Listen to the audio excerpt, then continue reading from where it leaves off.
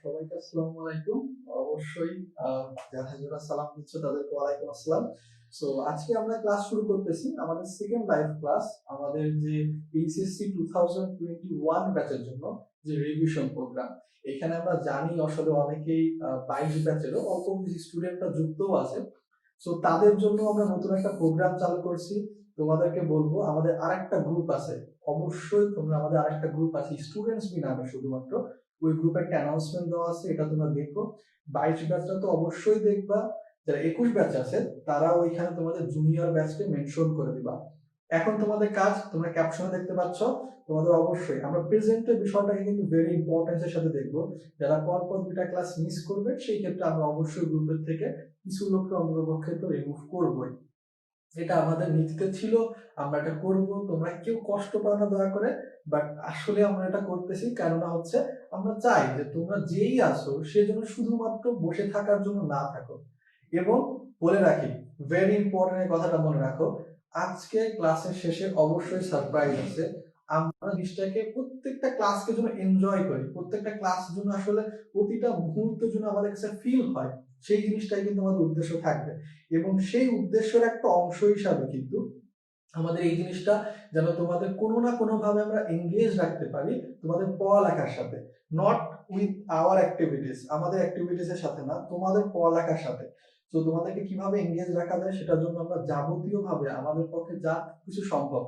তো বলে রাখি, লাস্টের দিকে আসলে সারপ্রাইজটা মেইনলি কি থাকবে, একটা ওয়ে থাকবে যেখানে আসলে আমি তোমাদের বইতে বলে দিব যে কোথায় কোথায় তোমাদের পড়তে হবে। অলরেডি আমি বলবো ক্লাসের মাঝখানে, তারপরেও কিন্তু আসলে তোমাদেরকে একটা কথা আমি আগেই বলে রাখছি, সেটা হচ্ছে কি যে আমাদের এই যে ক্লাসটা আছে, এই ক্লাসের পরে এর বাইরে থেকে কিছুই পাওয়া লাগবে না, এটা কিন্তু তোমাদেরকে অলরেডি আমি বলে রাখছি। ঠিক আছে? সো আমরা মোটামুটি মনে হয় যুক্ত হওয়া শুরু করে দিছি। ঠিক আছে? আচ্ছা, প্রেজেন্ট প্রেজেন্ট সবাই প্রেজেন্ট হওয়া শুরু করছে। তোমাদেরকে কথাগুলো আবারও বলে রাখি, তোমরা অবশ্যই প্রেজেন্ট লিখবা, ভেরি ইম্পর্টেন্ট। বন্ধুদেরকে মেক শিওর করবা আজকে ক্লাসের শেষে, আমি ক্লাসের মাঝখানে যেগুলো বলবো সেগুলো তো ভেরি ইম্পর্টেন্ট। এর বাইরেও একটা কথা বলে রাখি, আজকে ক্লাসের শেষে আমরা তোমাদেরকে এটা বলে দিব যে কোথায় কোথায় পড়তে হবে। এন্ড ট্রাস্ট মি, তোমাদেরকে আমি যা পড়তে বলবো তার বাইরে কিচ্ছু পড়া লাগবে না। এই অধ্যায়ের জন্য অ্যাডমিশন বলো, একাডেমিক বলো, যা বলো না কেন, তুমি যদি বলো ভাই আমি ইঞ্জিনিয়ারিং অ্যাডমিশনের পরীক্ষা দিই, ভার্সিটি অ্যাডমিশন, আমি মেডিকেল অ্যাডমিশন, সবকিছুর জন্যই এইখানে বা একাডেমিক সবকিছুর জন্যই কিন্তু প্রস্তুতি সেম। এই অধ্যায়টা একদমই সেম, যেরকম লাস্ট অধ্যায়টা যেটা আমরা পড়ছি আমাদের প্রাণী বিভিন্নতা শ্রেণীবিন্যাস, সেখানেও কিন্তু আমাদের মেন কথাবার্তা অলওয়েজ একাডেমিক অ্যাডমিশন সব ক্ষেত্রে সেম থাকে, কোনো পার্থক্য হয় না। কিছু কিছু অধ্যায় আছে যেখানে অবশ্যই পার্থক্য আছে। আমরা যখন রসায়নের অন্যান্য অধ্যায় পড়বো, যেরকম দেখো রসায়নের অন্যান্য ম্যাক্সিমাম অধ্যায় কিন্তু কি, যদি আমি বলি মেডিকেল অ্যাডমিশন এক ধরনের প্রস্তুতি, ইঞ্জিনিয়ারিং অ্যাডমিশন আর এক ধরনের প্রস্তুতি।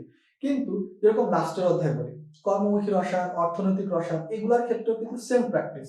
আমি যদি মেডিকেল অ্যাডমিশন বলি তার জন্য যা পড়তে হবে, ইঞ্জিনিয়ারিং অ্যাডমিশনের জন্য তাই পড়তে হবে, বরং ইঞ্জিনিয়ারিং অ্যাডমিশন এখানে কম পাওয়া লাগে। তো এটা হচ্ছে আমাদের কথা। তোমাদের বন্ধুরা এখনো আসতে পারেনি, তোমাদের বন্ধুরা এখনো আসতে পারেনি। আচ্ছা, ওকে। সো কই, সবাই কই আমাদের এইখানে? ইয়েস। আচ্ছা, তোমরা মোটামুটি আমাদের তোমাদের যত বন্ধু বান্ধব আছে, আমরা কিন্তু বলছিলাম যে আজকে 200 প্লাস থাকতে হবে। যদি আমাদের আসলে অ্যাটেন্ডেন্স এরকম থাকে, তোমরা আসলে তোমাদের জায়গা থেকে যদি আগায় না আসতে পারো, তাহলে কিন্তু আমরা কন্টিনিউ করতে পারবো না। আমি তোমাদেরকে বলছি আমি হয়তো বা কয়েকটা ক্লাস নিব, বাট তোমাদের অনেক ভাইয়ারাই কিন্তু আসলে ক্লাস মিস করবে, মানে ক্লাস নিতে চাইবে না। ওকে। সো হ্যাঁ, আহ, আহ, আলিফ প্রেজেন্ট, পুষ্পিতা দত্ত, তারপর হচ্ছে নোমান মল্লিক, রুদ্রনীল। রুদ্রনীলের গতকালকে প্রেজেন্ট অনেক ভালো ছিল, মানে তোমার আসলে ক্লাসে মনোযোগটা অনেক ভালো ছিল। তারপরে নাফিসা আহমেদ। আমরা জাস্ট একটু অল্প একটু আসলে তোমাদেরকে সময় নিচ্ছি, ইনশাল্লাহ আমরা ক্লাস শুরু করে দেবো। আমরা ইনশাল্লাহ ক্লাস শুরু করে দেবো, যে 2-3 মিনিট, আমরা 2-3 মিনিটের মতো সময় দিব। জাস্ট তোমরা বন্ধু বান্ধবকে একটু শেয়ার করে দাও, মানে সরি বন্ধু বান্ধবকে একটু মেনশন করে দাও। যেহেতু প্রাইভেট গ্রুপে লাইভটা হচ্ছে, সো এই ক্ষেত্রে তো তোমাদের আসলে শেয়ার করার অপশন নেই। আমরা প্রথম দিকের কয়েকটা ক্লাস জাস্ট হচ্ছে ডাউনলোড করে আমাদের মেন গ্রুপে বা আমাদের যে মেন তোমার বলতে পারো যে আমাদের পেজ আছে সেখানে আসলে আমরা আপলোড করতেছি। এর কারণটা হচ্ছে তোমাদের অনেক বন্ধু বান্ধবরা হয়তো বা কেমন ক্লাস হচ্ছে সেটা দেখতে পাচ্ছে না। তো সেই ক্ষেত্রে শুধুমাত্র আমরা আপলোড করব এবং তোমাদের একটা দায়িত্ব থাকবে এই ভিডিওটা শেয়ার করে দেওয়া, যেন তোমাদের অন্যান্য বন্ধুরা ইন্সপায়ার হয়। ওকে নিতু, আই এম হেয়ার। তারপর হচ্ছে নাহিদ, তারপর হচ্ছে নীরব, প্রীতম, রয়। এই তো মোটামুটি আমাদের 70 তো হয়েই গেল। বাকিরা কই? বাকিরা কই আমাদের? আচ্ছা, সো আজকে আমরা দেখি কতটুকু কি করা যেতে পারে, কতটুকু কি আগাইতে পারি আমরা।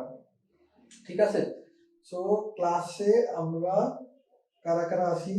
72। সো আমাদের গতকালকে তো অ্যাটলিস্ট এর থেকে বেশি প্রেজেন্ট ছিল। বাকিরা গেল কই?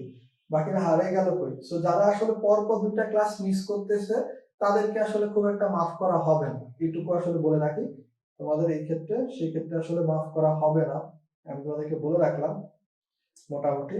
কেননা আসলে এই জিনিসটা আমাদের, আমরা প্রথমে শর্ত দিয়ে রেখেছিলাম 1000 স্টুডেন্ট থাকতে হবে, বাট আমরা তোমাদের জন্য বেশ শিথিল করছি জায়গাগুলো। তারপর যদি এরকম ভাবে না থাকে তাহলে ওকে, আমরা তাহলে পড়ালেখা শুরু করব। ঠিক আছে, আমরা তাহলে পড়ালেখা শুরু করব। আমাদের দেখো অধ্যায়টার নাম কি? ল্যাবরেটরি নিরাপদ ব্যবহার। ল্যাবরেটরি নিরাপদ ব্যবহার অধ্যায়ে তোমরা আশা করি বুঝতে পারতেছো এখানে আসলে কি নিয়ে আলোচনা করা হচ্ছে। আমরা ল্যাবরেটরি কিভাবে কাজ করব, তোমাদের অনেকেরই লেখা একটু ছোট মনে হয়। তো তোমরা সেই ক্ষেত্রে কি করতে পারো, তোমরা মাঝে মধ্যে একটু জাস্ট যখনই কমেন্ট করার প্রয়োজন পড়বে তার বাইরে তোমরা হচ্ছে কি কি করবা, ল্যান্ডস্কেপ মোডে নিয়ে ব্যবহার করার চেষ্টা করবা। এবং তোমাদের যত প্রশ্ন আসে জানাবা, আমি যদি ক্লাসের মধ্যে মিসও করে যাই তোমাদেরকে পরবর্তীতে অবশ্যই আমি অ্যান্সার দেবো, কথা দিলাম অবশ্যই আমি অ্যান্সার দিব। সো এখন দেখো ল্যাবরেটরি নিরাপদ ব্যবহার, ল্যাবরেটরিতে আমরা কাজ করতেছি প্রতিনিয়ত। কেমিস্ট্রি বললে ল্যাবরেটরি আসে, কিন্তু সেখানে আমরা কিভাবে নিরাপদভাবে কাজ করতে পারি। প্রথমে যে একটা দুটা পৃষ্ঠা আছে সেখানে তেমন কিছু প্রয়োজন পড়ে না। দ্বিতীয় পৃষ্ঠা যদি তোমরা যাও বইয়ের যে কোনো বইয়েরই, সেখানে আসলে দেখবা অ্যাপ্রনের কথা আছে। সো ল্যাবরেটরির ক্ষেত্রে আমাদের প্রথমে কিন্তু মাথায় অ্যাপ্রন আসে, এবং তোমাদের অনেকের মাথায় অ্যাপ্রন মেমনি আসে মেডিকেল নিয়ে। যারা মেডিকেলে পড়ে তাদের ক্ষেত্রে অ্যাপ্রন পড়া হয়, বাট শুধুমাত্র যে মেডিকেলে অ্যাপ্রন পড়া হয় এমনটা না। সো এইটাও একটা ইম্পর্টেন্ট বিষয় যে আমাদের ল্যাবরেটরির ক্ষেত্রে ফার্স্ট অফ অল কি আসে, অ্যাপ্রন। সো এইখানে দেখো খেয়াল করি অ্যাপ্রন। এখন আমাদের এখানে একটা জিনিস খেয়াল করতে হবে, এই অ্যাপ্রনের ক্ষেত্রে কি কি পড়বা। জাস্ট দুইটা জিনিস খেয়াল রাখো, অ্যাপ্রন আসলে কেমন হওয়া প্রয়োজন, এমন কেমন ধরনের কাপড়। সো এখানে অ্যাপ্রন প্রথমত মনে রাখতে হবে সাদা সুতি কাপড়। সাদা সুতি কাপড় ব্যবহার করা হয় কেন? কেননা এগুলো আসলে তোমার এই যে আলোক রশ্মি যেগুলো আছে বিকিরণ করতে পারে, সো এগুলো ক্ষেত্রে তোমার গরম কম ফিল হয়। সো সাদা সুতি কাপড় এইটুকু জানলে এমসিকিউ হয়ে গেল। এবং এখানে তোমাদের মনে রাখতে হবে ঢিলে ঢালা হওয়া যাবে না। সরি, ঢিলে হয়ে গেল। কি হওয়া যাবে না? ঢিলে ঢালা হওয়া যাবে না। ঢিলে ঢালা হওয়া যাবে না। সো দেখো আমাদের কি করতে হবে, অ্যাপ্রন যেটা পরবো সাদা সুতি কাপড়ে তৈরি হয় এবং ঢিলে ঢালা হওয়া যাবে না। আমরা এখানে বেশ কিছু টেকনিক অ্যাপ্লাই করবো বিভিন্ন জিনিস মনে রাখার জন্য, যে জায়গাগুলো তোমাদের বেশি মনে রাখতে কষ্ট হয়। যেরকম ভাবে দেখো তোমাদের অনেকের কিন্তু আইতনিক, তোমার আসলে আইতনিক বিশ্লেষণে যেসব যন্ত্রপাতি ব্যবহার করা হয়, তারপরে পাইরেক্স গ্লাস, তারপর হচ্ছে তোমার আসলে নরম গ্লাস, এই যে গ্লাসগুলা যে সামগ্রীগুলো আছে এগুলো মনে রাখা অনেক কঠিন। সেগুলোকে আমি তোমাদের জন্য অনেক সহজ করে দেওয়ার চেষ্টা করবো আজকে, আশা করি মুখস্থ করার প্রয়োজন পড়বে না। তো দেখো অ্যাপ্রনের ক্ষেত্রে আমাদের মনে রাখতে হবে সাদা সুতি কাপড় দ্বারা তৈরি হয় এবং এটা ঢিলে ঢালা হওয়া যাবে না। ঢিলে ঢালা হইলে একটু প্রবলেম। এখন দেখো এটা আসলে কেন ঢিলে ঢালা হলে প্রবলেমটা কি হবে। মনে করো তোমার আসলে অ্যাপ্রনটা কেন করছো, বাইরে থেকে যেন কোনো উচ্ছিষ্ট পদার্থ এসে তোমার শরীরে না লাগে। এখন তোমার যদি ঢিলে ঢালা একটা পোশাক হয়, সেই ক্ষেত্রে আমার যেরকম টি শার্টটা একটু ঢিলে ঢালা টাইপের, তো কি করতে পারে খুব সহজেই কিন্তু আসলে, তারপরেও আমি যদিও কাপড় পরছি তারপরেও কিন্তু ভিতরে তোমার আসলে বিষাক্ত যে পদার্থগুলো বা যেগুলো আমাদের রাসায়নিক ক্ষতিকর পদার্থ আছে সেগুলো কিন্তু প্রবেশ করতে পারে। এইটা হচ্ছে আমাদের কথা। এর বাইরে দেখো আমরা তো অবশ্যই গ্লাভস বা চশমা টশমা কিন্তু কথা বলবো। তার বাইরে দুইটা কথা বলে রাখি, যে দুইটা কথা নরমালি খুব একটা আলোচনা করা হয় না। এক হচ্ছে কি, তোমরা আসলে সাধারণত নরমাল জুতা মানে স্যান্ডেল পরে আসলে ল্যাবরেটরিতে যাওয়া যাবে না এবং মাথায় ক্যাপ করতে হবে। কেন ক্যাপ করতে হবে? সেটা ক্ষেত্রে তোমার জন্য চুল ক্ষতিগ্রস্ত না হয়। আর নরমাল স্যান্ডেল পরলে কি হবে, তোমার পুরো পাটা ঢেকে যাচ্ছে না, সো তোমার পা সংরক্ষিত হচ্ছে না। এই জন্য মূলত বলা হচ্ছে। এবার আসি আমাদের মেল আলোচনায়। এইখানে তোমাদের জন্য একটা প্রশ্ন থাকবে যে আমরা যখন গ্লাভস গ্লাভস বা তোমার আসলে যে আমাদের হচ্ছে যে তোমার যে চশমা আছে এই ধরনের জিনিসপত্র আমরা করবো। তো তোমাদের কাছে প্রশ্ন একবার মেডিকেল অ্যাডমিশন টেস্ট এসে গেছে এবং একবার ভার্সিটি অ্যাডমিশন টেস্ট এসে গেছে যে যদি তোমাকে বলা হয় অ্যাসিড ক্ষার জাতীয় যে সব পদার্থ আছে, অ্যাসিড ক্ষার এবং বিষাক্ত জাতীয় পদার্থের জন্য যখন আমরা কাজ করি তখন সব থেকে বেশি ইম্পর্টেন্ট ল্যাবরেটরি কোন নিরাপদ সামগ্রী, ল্যাবরেটরি কোন নিরাপদ সামগ্রীটা সব থেকে বেশি ইম্পর্টেন্ট যখন আমি অ্যাসিড ক্ষার বা অন্যান্য বিষাক্ত পদার্থ নিয়ে কাজ করতেছি। তো তোমার কাছে অপশনগুলো বুঝতেই পারতেছো, অ্যাপ্রন, তারপর হচ্ছে তোমার নিরাপদ চশমা, তারপর হচ্ছে গ্লাভস, ক্যাপ, জুতা, যে কোনো কিছু হতে পারে। এর মধ্যে কোনটা হবে বুঝতেই পারতেছো, প্রথম তিনটার মধ্যে কোন একটা হবে। এখন দেখো আমাদের এখানে আসি চশমার কথা, নিরাপদ চশমা, নিরাপদ চশমা। সো নিরাপদ চশমার ক্ষেত্রে কি হচ্ছে, নিরাপদ চশমা আমরা কখন ব্যবহার করব? তোমরা একটা জিনিস খেয়াল করো, যেটাই আসলে চোখ পর্যন্ত যাইতে পারে সেটার ক্ষেত্রে কিন্তু আমরা নিরাপদ চশমা ব্যবহার করব। যেটাই আসলে তোমার চোখ পর্যন্ত যাইতে পারে সেটার ক্ষেত্রে আমরা নিরাপদ চশমা ব্যবহার করব। এবং খেয়াল করি তোমার হচ্ছে কি আমাদের চোখ পর্যন্ত কোন ধরনের যাইতে পারে জিনিসপত্র, আমরা যখন বিষাক্ত জিনিসটা কাজ করতেছি সেটা অবশ্যই আমাদের চোখ কেন সমস্ত শরীরের জন্য ক্ষতিকর। সো আমরা বলতে পারি যখন বিষাক্ত জিনিসটা কাজ করতেছি তখন কিন্তু আমরা আসলে নিরাপদ চশমা ব্যবহার করব। এর বাইরে কি কোনো একটা পদার্থ যেটা আসলে চোখ পর্যন্ত ডিরেক্টলি যাওয়াও লাগতেছে না, ছিটেও যাওয়া লাগবে না, অটোমেটিক চলে যাবে কিভাবে, কোনো একটা বস্তু যদি আমার এমন হয় উদাই টাইপের হয়, সহজে উদাই যে সব বস্তু আছে সেই উদাই বস্তুগুলা কি খুব সহজে কিন্তু আমাদের চোখ পর্যন্ত যাইতে পারে। এবং এই পদার্থগুলোর ক্ষেত্রেও আমাদের নিরাপদ চশমা ব্যবহার করতে হবে। তাহলে দেখো কি আসতেছে, সহজে উদাই। আচ্ছা বিষাক্ত না, মেনলি হচ্ছে ক্ষতিকর। বিষাক্ত না, মেনলি আসলে ক্ষতিকর। তোমরা এখানে ক্ষতিকর লিখে রাখো, ঠিক আছে? ক্ষতিকর মানে যে কোনো জায়গার জন্য ক্ষতি করতেছে। তো দেখো সহজে উদাই। তাহলে দেখো আমাদের ক্ষতিকর যেসব পদার্থগুলো আছে এবং হচ্ছে তোমার সহজে উদাই, এই দুটার ক্ষেত্রে ভেরি ইম্পর্টেন্ট। এটা কিন্তু তোমার মেডিকেল অ্যাডমিশন টেস্টে আসা প্রশ্ন যে কোনটার ক্ষেত্রে আসলে নিরাপদ চশমা ব্যবহার করতে হবে। অপশনে ছিল সহজে উদাই যেসব পদার্থ আছে, এটা ক্ষেত্রে মনে রাখতে হবে। এবং দেখো আমাদের এইখানে এই জিনিসটা খেয়াল রাখতে হবে, তোমাদের যে প্রশ্নটা করা হয়েছিল, তোমাদের যে প্রশ্নটা করা হয়েছিল সেটা হচ্ছে কি আমরা যখন আসলে যেসব আমাদের যত ধরনের আসলে কেমিক্যাল আছে, কেমিক্যাল নিয়ে কাজ করার সময় সব থেকে বেশি ইম্পর্টেন্ট গ্লাস মানে তোমার নিরাপদ সামগ্রী কোনটা, অ্যান্সার হবে গ্লাভস। যারা যারা গ্লাভস লিখছো তাদেরকে কংগ্রাচুলেশন, তোমরা আসলে কিন্তু একটা মেডিকেল অ্যাডমিশন টেস্টে কঠিন প্রশ্ন পেয়ে গেছো। এইখান থেকে অধ্যায় থেকে যেসব মেডিকেল অ্যাডমিশন বা ভার্সিটি অ্যাডমিশন যেসব প্রশ্ন আসে সেগুলো অনেক বেশি সহজ হয়। তার মধ্যে থেকে আমি কয়েকটা প্রশ্ন যেগুলো কঠিন আমার মাথায় আছে সেগুলো তোমাদেরকে আমি মাঝে মধ্যে জিজ্ঞাসা করবো, এবং কঠিন গুলাও তোমরা পারতেছো কিন্তু অনেকে। সো সবাইকে কিন্তু কংগ্রাচুলেশন। এখন দেখো আমাদের নিরাপদ চশমার বিষয়টা আসলো, এবার আসি মানে গ্লাভস। সো গ্লাভসের যে বিষয়টা আসতেছে এটা একটু বিস্তৃত, এটা একটু বিস্তৃত বিষয়। কিন্তু গ্লাভসকে প্রথমত আমরা দুইটা ভাগে ভাগ করতে পারি, একটা হচ্ছে কি যেটা পরিবেশের জন্য হেল্পফুল, আর একটা হচ্ছে কি পরিবেশের জন্য হেল্পফুল না। সিম্পল বিষয়। সো দেখো মানে হেল্পফুল না মানে হচ্ছে ক্ষতি করে, শুধুমাত্র যে হেল্পফুল না এমন না, এরা ক্ষতিও করে। সো এখানে খেয়াল করতে হবে যে পরিবেশ বান্ধব আর পরিবেশ বান্ধব নয়। সো পরিবেশ বান্ধবের ক্ষেত্রে একটাই আছে, বাকি যতগুলা গ্লাভস সেগুলো হচ্ছে পরিবেশ বান্ধব নয়। সো মনে রাখতে হবে আমাদের পরিবেশ বান্ধব একটাই আছে, পরিবেশ বান্ধব একটাই আছে, সেটা হচ্ছে কি নাইট্রাল গ্লাভস। নাইট্রাল গ্লাভস হচ্ছে পরিবেশ বান্ধব। কেন পরিবেশ বান্ধব? কেননা আমাদের পরিবেশে একটা নর্মাল সিস্টেম আছে যে কোনো কিছুকে ভেঙে ফেলা, বিয়োজিত করে ফেলা। এখন এই যে নাইট্রাল গ্লাভস আছে এটা কিন্তু নর্মালি বিয়োজিত হয়ে যায় বা পরিবেশের সাথে মিশে যাইতে পারে, এই জন্য এদেরকে আমরা তোমার পরিবেশ বান্ধব বলতেছি। বাকি যত আছে, বাকি যত আছে ইউ নেম ইট এনিথিং, সবগুলাই হচ্ছে পরিবেশ বান্ধব নয়। তোমাদের বইতে যতগুলো এক্সাম্পল আছে জিটেক্স, ল্যাটেক্স, নিওপ্রিন, তারপর হচ্ছে তোমার আসলে যেগুলাই বলো না কেন, প্রাকৃতিক রাবার যাই বলো না কেন, সবগুলাই কিন্তু হচ্ছে পরিবেশ বান্ধব নয়ের আন্ডারে পড়বে। সো নাইট্রাল গ্লাভস এটা মনে রাখবা, বাকি সবগুলা কি হচ্ছে তোমার আসলে পরিবেশ বান্ধব নয়, এটা মনে রাখবা। এবার দেখো নাইট্রাল গ্লাভস এর কথা যেহেতু আসলো সেই ক্ষেত্রে একটা জিনিস কয়েকটা জিনিস বলে রাখি।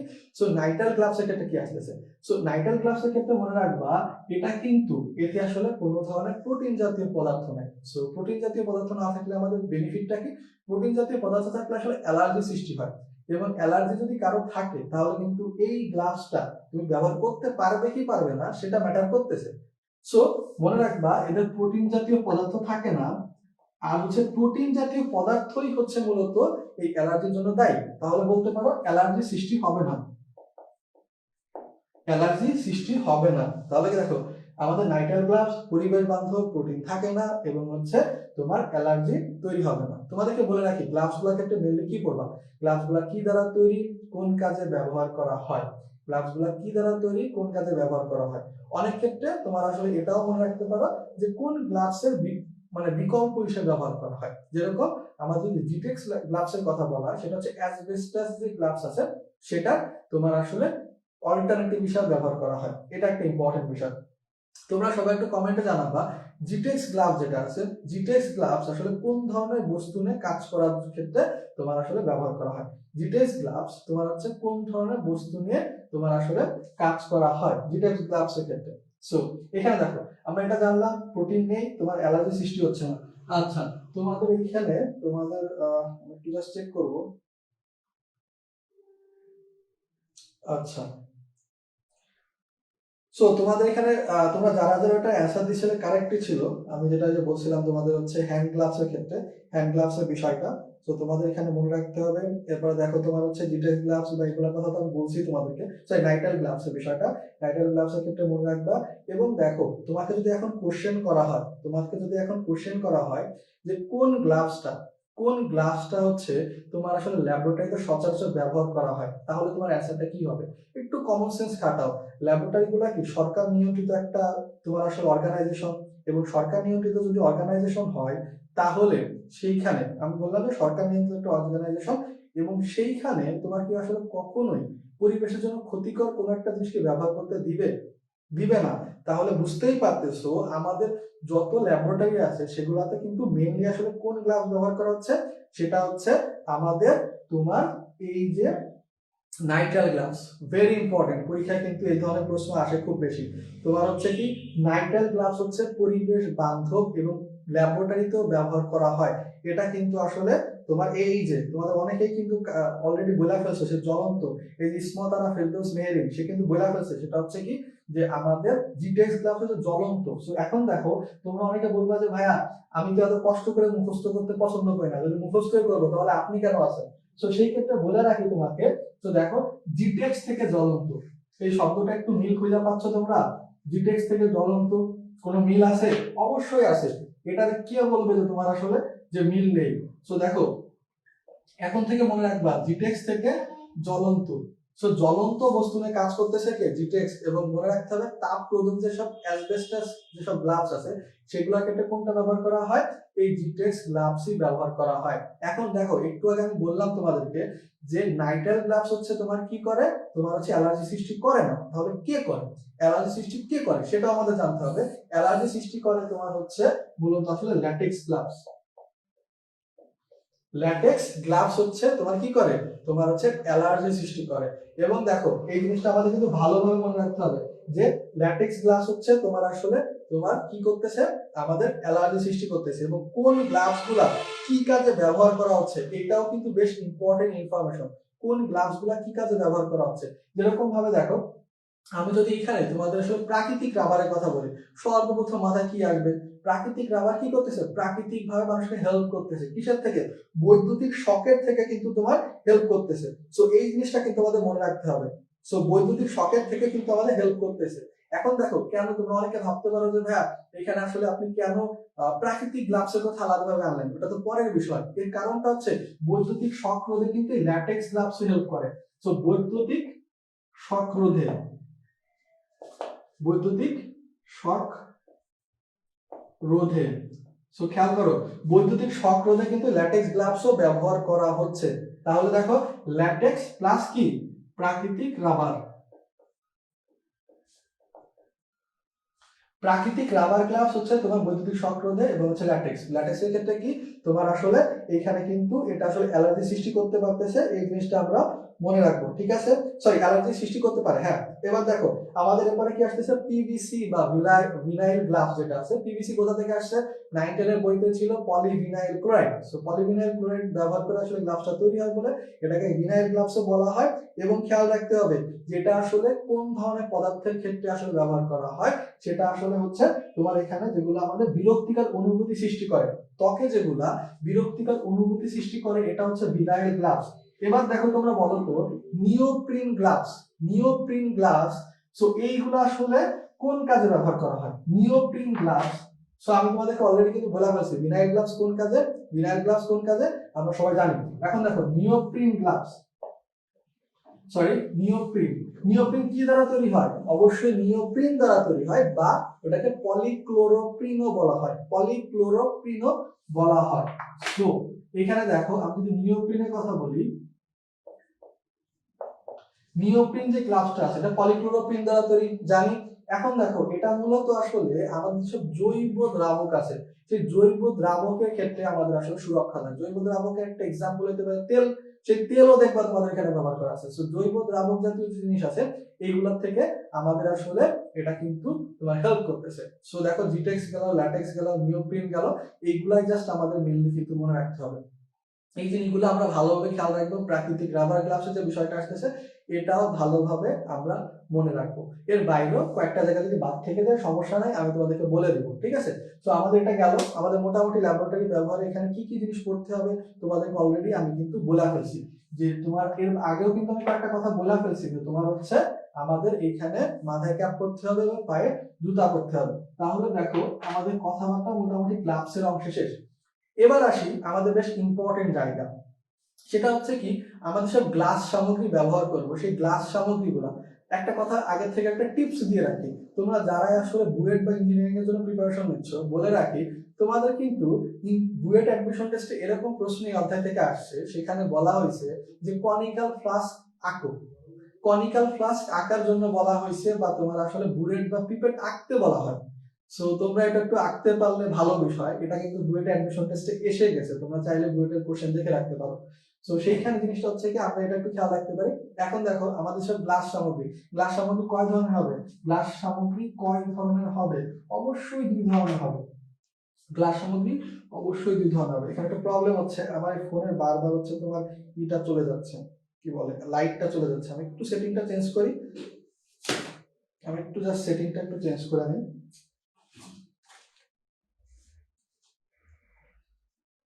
আচ্ছা, এর মধ্যে তোমরা জাস্ট হচ্ছে আমাকে এটা জানাও, তোমাদেরকে আগের দিনও বলছিলাম সেম কোশ্চেন, আজকে বলো কি ঘটনাটা ভালো হয়েছে। আমি আমার ঘটনাটা বলি, সেটা হচ্ছে আজকে সকালবেলা আমি খুব সকালে ভোরে বাসা থেকে বের হয়েছি। সো আমি এটা রিক্সাতে করে বা ভ্যানে যেটাই হোক না কেন, সেটা আমি একটা জায়গায় যাচ্ছিলাম, এন্ড ঠান্ডাটা উপভোগ্য লাগতেছিল। আসলে ঠান্ডাটা বেশ ভালো লাগতেছিল। সো এটা আমার কাছে সত্যিকার অর্থে ভালো লাগতেছিল। আমি আসলে অনেক সময় মানে জ্যাকেটের ভিতরে হাতটা দিয়ে রাখি, বাট আজকে হচ্ছে আমি জ্যাকেটের ভিতরে হাতটা বের করে রাখছিলাম, আমার খুব ভালো লাগতেছিল। তো তোমাদের আজকে কি জিনিস এমন ছিল যেটা আসলে ভালো লাগছে, তোমরা একটু জানাও আমাকে। আমি জাস্ট ওই ডিসপ্লের আসলে লাইটটা বারবার চলে যাচ্ছে, এটাকে আসলে তোমার একটু চেঞ্জ করে। ওকে, ওকে, ডান।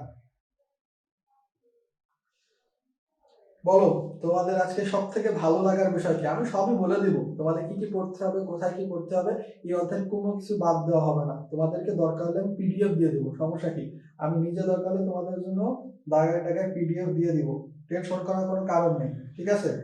আর যারা আজকে ক্লাস মিস করতেছে, 129 জন লোকের কাছে ক্লাসটা পৌঁছাইছে, যারা ক্লাস মিস করতেছে তাদেরকে একটু মনে করাই দিও যে তাদের আসলে কিন্তু,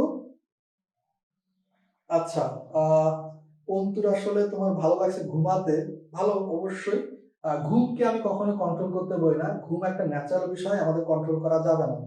আচ্ছা, আচ্ছা, সৈকত আসলে গরম ভালো পছন্দ করে, আমি ঠান্ডা পছন্দ করি। তারপর হচ্ছে কলেজে এক্সাম শুরু হয়েছে, মোটামুটি ভালো হয়েছে, সাবাস।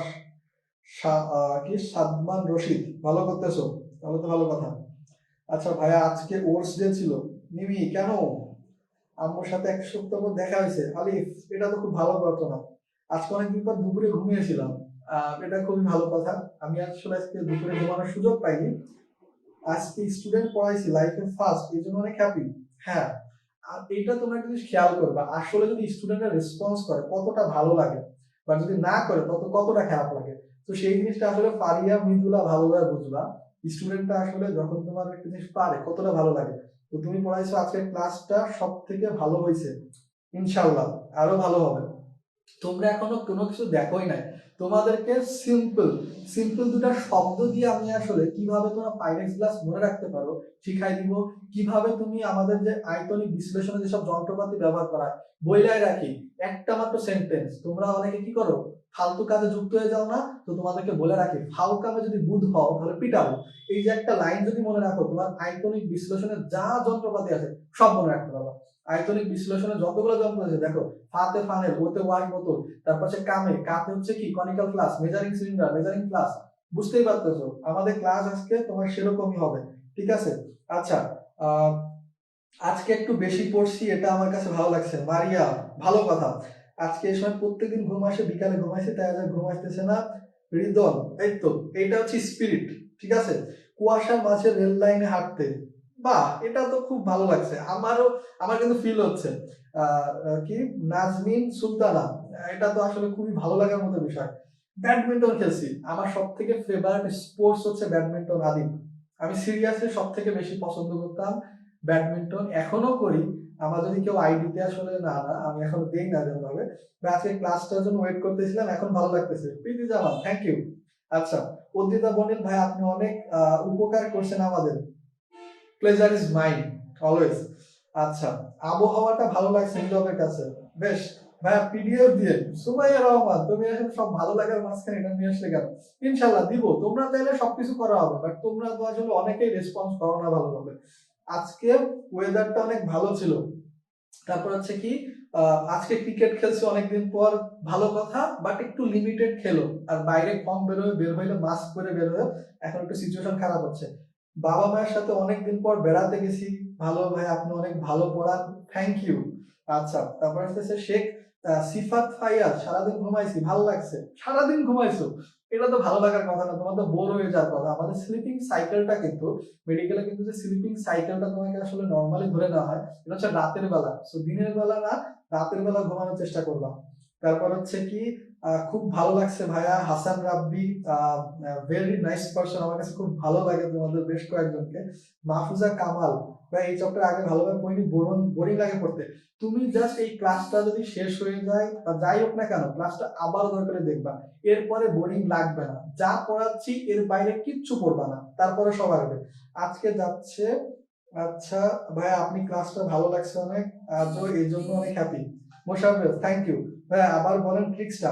ওকে মিমি রহমান, টেনশন করো না, আমি যখন আবার তোমার আসলে বলবো তখন কিন্তু আমি বলে দেবো তোমাদেরকে, আসলে বলবো যে ট্রিক্সটা কি ছিল। খুবই সহজ হবে। কালকে জয়েন হতে পারি না, আজকে বলছি, এটাই ভালো লাগছে। আমিও তোমাকে মিস করছি মোহাম্মদ রুম্মান, তোমাকে মিস করছি পার্টিকুলারলি। না পার্টিকুলারলি বললে ভুল হবে, বাট তুমি যখন কমেন্ট করছো তখন আসলে ভালো লাগতেছিল, যে মানে খারাপ লাগতেছিল যে কেন তোমরা মিস করছো। রোদ্রনীল, আজকে ক্লাসটা পুরো একদম থ্যাংক ইউ ভাইয়া, সব অধ্যায়গুলো পড়াবেন ইনশাল্লাহ। তোমরা জাস্ট ভালোভাবে একটু রেসপন্স করে, তোমাদের যত বন্ধু বান্ধব আছে, বন্ধু বান্ধবকে দরকারে জোর করে হচ্ছে তোমরা আসলে কি করবা, এই লিঙ্কটা হচ্ছে কমেন্টে দিবা। এন্ড তোমাদেরকে আমি, ট্রাস্ট মি, এইখানে যদি 5,000 স্টুডেন্ট যদি রেগুলার ক্লাস করে, আমি 5,000 স্টুডেন্টকে আমার আইডিতে অ্যাড করব। দরকার আড্ডা হবে আলাদাভাবে, আলাদা গল্প হবে, বলে রাখলাম তোমাদেরকে একদম ছোট ভাই বোনের মধ্যে ট্রিট করা হবে। আচ্ছা, তারপর হচ্ছে পড়ানোর স্টাইল খুব ভালো লাগে ভাইয়া, থ্যাংক ইউ। গতকাল ক্লাসটা করতে পারিনি, বাট আজকে করতে পারছি, অনেক ভালো লাগছে। তানজিলা শ্রাবণী, আমারও ভালো লাগছে। আচ্ছা, কন্টিনিউ করবেন মাহফুজা কামাল, ইনশাল্লাহ। আচ্ছা, টমি প্রত্যাশা, ক্লাসটা ভালো লাগছে ভাইয়া, থ্যাংক ইউ। এই মাঝখানে থেকে পিডিএফ অল এগুলা কোথা থেকে আসতেছে? পিডিএফ তো ঠিক আছে, পিডিএফ দেওয়া যাবে তেমন। আচ্ছা, ঠিক আছে, আমাদের আবার পড়ালেখায় ফিরি। ওকে, আমরা পড়ালেখায় ফিরি। আমরা আসলে কোন পর্যন্ত ছিলাম? আমরা এখন বলতেছিলাম হচ্ছে তোমার সপ্ত ক্লাস বা পাইরেক্স ক্লাস। আচ্ছা রিদন, তোমাদেরকে লাস্ট টাইম একটা সুযোগ দিব, দেখি সেখানে আসলে কথাবার্তা হবে এগুলো নিয়ে, হ্যাঁ। সো আমাদের লাস্টে যে কথাটা আসতেছিল, আমাদের যে গ্লাস, সরি, আমাদের যে গ্লাস আছে, গ্লাস দুই প্রকার হয়ে থাকে। একটা হচ্ছে শক্ত গ্লাস, আর একটা হচ্ছে তোমার কি নরম গ্লাস। সো শক্ত গ্লাসটা, নরম গ্লাস তো নরমালি বুঝি, নরমের ইংরেজি হচ্ছে সফট গ্লাস। সো নরম বা সফট গ্লাস, এটা কোনো সমস্যা নেই। বাট পাইরেক্স শক্ত গ্লাসে হচ্ছে কি, তোমার হচ্ছে পাইরেক্স। সো এখানে আমি মূলত মনে রাখতাম কিভাবে জানো, আমাদের এখানে আমাদের যে তোমরা সবাই অনেকে হয়তো বা জানো, তোমরা সবাই হয়তো অনেকে জানো যে আমি হচ্ছে নড়াইল জেলার বাসিন্দা। নড়াইল জেলার লোহাগাড়া থানার লক্ষ্মীপাশা গ্রামে আমার বাড়ি। সো আমি মূলত মনে রাখতাম যে পাশা, এই পাশা নামটা কোথা থেকে আসছে তোমরা জানো কেউ? এটা মূলত আসলে আগে মূলত লক্ষ্মী পূজাতে এক ধরনের খেলা হতো, সেই খেলাটাকে বলা হয় পাশা খেলা। সেই পাশা থেকে মূলত লক্ষ্মী পাশা আমাদের এলাকার নামটা। সো তোমরা পাশার কনসেপ্টটা মাথায় রাখতে পারো। শতে হচ্ছে শক্ত, আমার জন্য বেশি কার্যকরী ছিল, আর পাতে হচ্ছে পাইরেক্স। সো পাতে হচ্ছে পাইরেক্স এবং শতে হচ্ছে শক্ত। ঠিক আছে, তোমরা এই যে যে পদ্ধতিটা আছে এটা আসলে তোমরা আসলে অ্যাপ্লাই করতে পারো, পাইরেক্স বা শক্ত যেটা কথা বললাম। এখন দেখো তোমাদের এখানে একটা জিনিস মনে রাখতে হবে, আমি তোমাদেরকে বলে রাখছি গ্লাভসগুলো মুখস্থ, সরি গ্লাস যে সামগ্রীগুলো আছে কোনটার আন্ডারে কোনটা পড়তেছে সেটা মুখস্থ করা লাগবে না, আমি তোমাদেরকে শিখাই দিব। এইখানে তোমাদের মনে রাখতে হবে, তোমরা জানাও যে হচ্ছে যে আচ্ছা এখানে আসলে নরম গ্লাস বা কোমল গ্লাস যেটা আছে, সফট গ্লাস বা কোমল গ্লাস সামগ্রী সেটা আসলে কিসের দ্বারা তৈরি, এবং হচ্ছে শক্ত গ্লাস কিসের দ্বারা তৈরি। শক্তটা বলে দিই, শক্তের ক্ষেত্রে দুইটা আছে মূলত, একটা হচ্ছে তোমার জিঙ্ক অক্সাইড এবং হচ্ছে আর একটা হচ্ছে বেরিয়াম বোরোসিলিকেট। বাট আমাদের নরম গ্লাসের ক্ষেত্রে একটাই আছে, সেটা ক্ষেত্রে মূলত একটা না, একটা বলে ভুল হবে, সো এটা ক্ষেত্রে তোমরা একটু বলবা, একবারে বলা যায়, সেটা হচ্ছে কি বলো সবাই, হচ্ছে সোডিয়াম এবং ক্যালসিয়াম সিলিকেট। সো দেখো সিলিকেট দুইটা আছে, একটা হচ্ছে বেরিয়াম বোরোসিলিকেট, সেটা কোথায় হচ্ছে শক্ততে, শক্ত বা পাইরেক্সে হচ্ছে বেরিয়াম বোরোসিলিকেট, এবং হচ্ছে আরেকটা হচ্ছে কি জিঙ্ক। সো ওই যে কি একটা বনজাই টাইপের একটা লোক আসছিল না মাঝখানে, বেশ ফেমাস হয়েছিল বাংলাদেশে, নাইজেরিয়ান টাইপের কেউ একটা লোক, সো ওই বনজাই না কি, আমার ভালো নামটা জানি না, ওনার নামটা তোমরা হেল্প হিসাবে নিতে পারো। বেরিয়াম বোরোতে ব হচ্ছে, আর হচ্ছে তোমার জিঙ্কের থেকে জ, সো বনজাই টাইপের যে নামটা ছিল নামটা তোমরা ফলো করতে পারো, এই নামটা দিলে কিন্তু তোমাদের মনে থাকবে। তাহলে বাকি থাকলো কি, সেটা হচ্ছে নরম। এটা হচ্ছে কি দেখো, নরম জিনিস কি করে, কোনো কিছু শোষণ করে নেয়। নরম জিনিস কি করে, কোনো কিছুকে শোষণ করে নেয়। তো শোষণ করার ইংরেজি কি, সোক। কোনো কিছু শোষণ করাকে ইংরেজিতে কি বলে, সোক। দেখো তোমাদের ইংলিশেরও ট্রেনিং হয়ে যাচ্ছে। তো এই সোকটাকে মনে রাখবা, নরম জিনিস কোনো কিছু শোষণ করে নেয়, এবং সোক থেকে কি আসছে, সোডিয়াম এবং ক্যালসিয়ামের বোরোসিলিকেটস, আরামসে মনে রাখতে পারবো আশা করি। এবার দেখো মেন জায়গায় আমরা আসতেছি, সেটা হচ্ছে কোনটা আসলে কোন ধরনের। মেন জায়গায় আসতেছি আমরা, যে কোন গ্লাস সামগ্রী আসলে, তোমার যে গ্লাস সামগ্রীগুলো আছে এগুলো আসলে কোনটা কোন ধরনের হয়ে থাকে। প্রথমত আসি, দেখো আমাদের এখানে যে কোনো দুইটা মনে রাখতে হবে, তো মানে সরি যে কোনো একটা মনে রাখতে হবে, দুইটার ভিতরে যে কোনো একটা। সো আমরা কঠিনটাকে বাইছে নিলাম, সেটা হচ্ছে পাইরেক্স, কিন্তু সহজ করে ফেলবো। একটা মনে রাখলে কিন্তু হবে, এমসিকিউ বাদে কখনোই সিকিউতেই প্রশ্ন আসবে না, এমসিকিউতেই আসবে। সো এমসিকিউতে একটা মনে রাখলে হচ্ছে। এখন দেখো তোমাদের প্রথম কথা, জাস্ট একটা শব্দ লিখে রাখো, ফ্লাস্ক। অর্ধেক হয়ে গেছে, তোমাদের অর্ধেক হয়ে গেছে। এখানে দেখো তোমার হচ্ছে কেন, আমাদের যত ফ্লাস্ক আছে সব কি হবে, শক্ত গ্লাস হবে। যত ফ্লাস্ক আছে, তুমি যদি বলো measuring flask, conical flask, iconic flask, anything you name it, just flask বলবা, পাইরেক্স লিখে দিবা। ফ্লাস্ক অপশনে আছে, পাইরেক্স লিখে ফেলবা, ভুল করবা না একবারও। এর বাইরে দেখো, ওই যে আমি একটা বলছিলাম না, তোমাদের একটা টেকনিক শিখাবো আমি, সেটা হচ্ছে আইকনিক বিশ্লেষণে যেসব, আয়তনিক বিশ্লেষণ আগে একটু বলে আনি, পরে আবার ওর ডিটেলসে যাবো আমরা। আয়তনিক বিশ্লেষণে যেসব গ্লাস সামগ্রী, সরি আয়তনিক বিশ্লেষণে যেসব গ্লাস সামগ্রী, আচ্ছা সো আয়তনিক বিশ্লেষণে যেসব গ্লাস সামগ্রী তোমার আসলে আছে, সেগুলোর ক্ষেত্রে আমি একটা সিম্পল টেকনিক অ্যাপ্লাই করতাম, এটা হচ্ছে স্টুডেন্টস বি স্পেশাল। ঠিক আছে, এটা হচ্ছে ফাও কামে, আমরা অনেক সময় যে কাজকে কামে বলি না, ফাও কামে বুধ হলে পিটাবো, বুধ হলে পিটাবো। এই কনসেপ্টটা কেন আনতেছে একটু পরে বলবো, এই পাইরেক্সের জায়গায় আমাদের হেল্প হবে এটা। সো পিটাবো। এখন দেখো ফাওতে কি আসতেছে, ফাতে হচ্ছে ফানেল, ওতে হচ্ছে কি ওয়াশ বোতল, ওয়াশ বোতল, কতে হচ্ছে কি conical flask, conical flask, sorry না বুঝতে পারলে সমস্যা নেই, আমি মুখেতে বলে দিচ্ছি। তারপর হচ্ছে কি মেজারিং এ দুইটা আছে, মেজারিং ফ্লাস্ক এবং মেজারিং সিলিন্ডার, দুইটাই মেজারিং ফ্লাস্ক এবং মেজারিং সিলিন্ডার যেটাই বলো না কেন। বুতে হচ্ছে কি বুরেট, নামটা শুনেই বুঝতে পারতেছো, বুরেট। পিপেটে কি, সরি পিটা বলতে পিপেট, কাজ শেষ আমাদের, কাজ আমাদের এখানে শেষ, সব হয়ে গেল। এখন দেখো এই লাস্টের অংশটুকু জাস্ট আমরা নিব। এখন আমরা পাইরেক্সের ক্ষেত্রে লাস্টের অংশটুকু নিব কি, বুধ হলে পিটাবো। সো ফ্লাস্ক আর লাস্টের অংশটা নাও বুধ হলে পিটাবো, অর্থাৎ বুরেট আর পিপেট। সো দেখো বুরেট পিপেট নাও, এবং এট দ্য সেম টাইম শুধুমাত্র বুরেট নিলে হবে না, এখানে বুধের ক্ষেত্রে বিকারও নিবা, বিকারও নিবা, ঠিক আছে। সো বিকার, বুরেট, পিপেট, এই জিনিসটা খেয়াল রাখতে হবে, বিকার, বুরেট এবং পিপেট। সো ফ্লাস্ক এর বাইরে বিকার, বুরেট এবং পিপেট। তোমাদের যদি কখনো কারো বইতে তোমার হচ্ছে কি শক্ত গ্লাস এবং নরম গ্লাস বা কোমল গ্লাস দুইটার ক্ষেত্রে যদি তোমার আসলে বিকার থাকে, মনে রাখবা অ্যাকচুয়ালি অ্যান্সারটা হচ্ছে পাইরেক্স গ্লাসের আন্ডারে পড়বে বিকার। কেননা কোনো কিছুকে তাপ দেওয়ার জন্য আমরা আসলে শক্ত গ্লাস সামগ্রী ব্যবহার করি, এবং সেখানে দেখবা এই বিকারের নামটাই আছে। সো কোনো কিছুকে তাপ দেওয়ার জন্য বিকারকে ব্যবহার করা হয়। আর আমরা এটাও জানি যে কোনো কিছুকে তাপ দেওয়ার জন্য শক্ত গ্লাসও ব্যবহার করা হয়। সো বিকার যদি কারো বইতে দুইটা জায়গায় থাকে, মনে রাখবা actual answer is Pyrex glass হবে, ঠিক আছে। আমরা আশা করি এই জিনিসটা বুঝাইতে পারছি। দেখো আয়তনিক বিশ্লেষণ, আমরা বিশ্লেষণের ক্ষেত্রে যাব, বিশ্লেষণের ক্ষেত্রে আমরা গুণগত বিশ্লেষণ, পরিমাণগত বিশ্লেষণ এগুলোর ক্ষেত্রে আসবে। সো সেইখানে দেখবা পরিমাণগত বিশ্লেষণের ক্ষেত্রে একটা আছে ভরমিতিক আর একটা হচ্ছে আয়তনিক বিশ্লেষণ। সো আয়তনিক বিশ্লেষণে যেসব যন্ত্রপাতি ব্যবহার বা গ্লাস সামগ্রী ব্যবহার করা হয়, মেডিকেল অ্যাডমিশন টেস্ট, তারপরে তোমার বোর্ড পরীক্ষা, কলেজের পরীক্ষা, মানে যে কোনো অ্যাডমিশন পরীক্ষা বলো না কেন, সবখানে কিন্তু পপুলার একটা প্রশ্ন যে নিজের কোনটি আয়তনিক গ্লাস সামগ্রীর অংশ বা অংশ নয়, সেটা কিন্তু তোমাদের হেল্প হবে। আবার তোমাদের কিন্তু এটাও আসে নিজের কোনটি আসলে শক্ত গ্লাস সামগ্রী দ্বারা তৈরি বা কোনটি হচ্ছে নরম গ্লাস সামগ্রী দ্বারা তৈরি, সেটাও তোমরা জেনে গেলে তাহলে দেখো অধ্যায় কিন্তু বড় একটা অংশ তোমরা অলরেডি পেরে গেছো, অলরেডি পেরে গেছো, ঠিক আছে। এবার দেখো আমাদের পাইরেক্স ক্লাস এগুলো হয়ে গেল।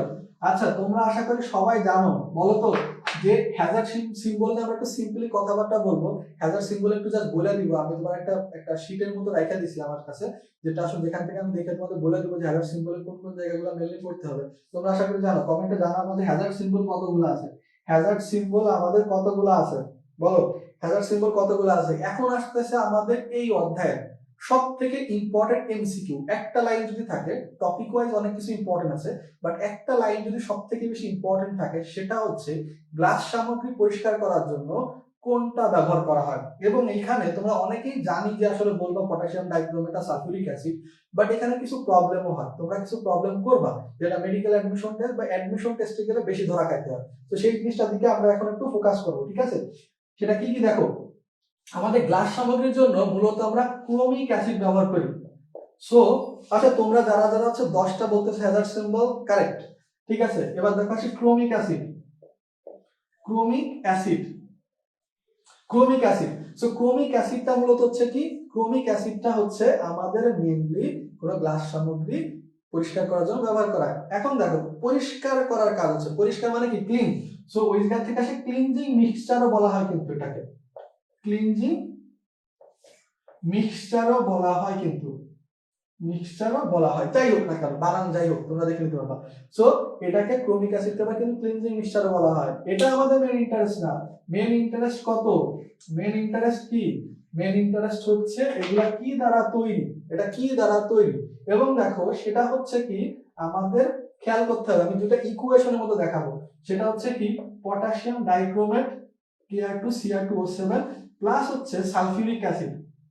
খেয়াল করো দুইটারই আগে আমি একটু ফাঁকা জায়গা রাখছি, এই ফাঁকা জায়গাতে কি কি আছে খেয়াল রাখবা। একটা হচ্ছে এখানে গাঢ়, আর এখানে কি আছে ফাঁকা।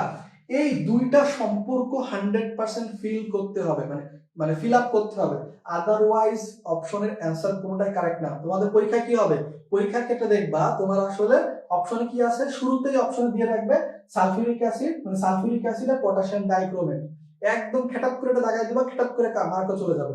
খেয়াল রাখতে হবে পটাশিয়াম ডাইক্রোমেটের আগে এইখানে যদি দেখো আমাদের অপশন আছে তিনটা, হয় কিছু থাকবে না, নয় থাকবে লঘু, নয় থাকবে গাঢ়। এর মধ্যে শুধুমাত্র একদম ফাঁকা থাকতে হবে, কিচ্ছু থাকলে সেটা ভুল। এবার দেখো সালফিউরিক অ্যাসিড আগে কিছু ফাঁকা থাকতে পারে, যে শুধুমাত্র সালফিউরিক অ্যাসিড লেখা থাকলো, আবার শুধুমাত্র এমনও থাকতে পারে যে লঘু লেখা থাকলো, আবার এমন একটা গাঢ় থাকলো। কোনটা করবা, শুধুমাত্র গাঢ়। এরকম প্রশ্ন কিন্তু ডিরেক্টলি মেডিকেল অ্যাডমিশন টেস্টে আসা গেছে। আমি আবার ওয়ার্ন করতেছি, তোমরা এখানে আগে ফাঁকা থাকতে হবে, এখানে গাঢ় থাকতে হবে, এর বাইরে কোনো ইকুয়েশন কাজ করবে না। যদি এখানে থাকে লঘু, আমি এটা লঘু নাকি গাঢ় জানি না, জাস্ট এখানে ফাঁকা রাখবা, এবং এটার ক্ষেত্রে গাঢ় তো গাঢ়ই হবে, ফাঁকা থাকলেও ভুল, লঘু থাকলেও ভুল। So potassium dichromate sulphuric acid. এখন দেখো এটা কাজ করে কিভাবে। আচ্ছা, তোমরা যদি পারো জানাবা আমাকে এই বিক্রিয়া করলে কত ডিগ্রি সেলসিয়াস তাপমাত্রা তৈরি হয়। এখন দেখো তোমার হচ্ছে কি আমাদের পটাশিয়াম ডাইক্রোমেট, এবং ওটা অতটা ইম্পর্টেন্ট না, তারপরে জানা রাখা ভালো।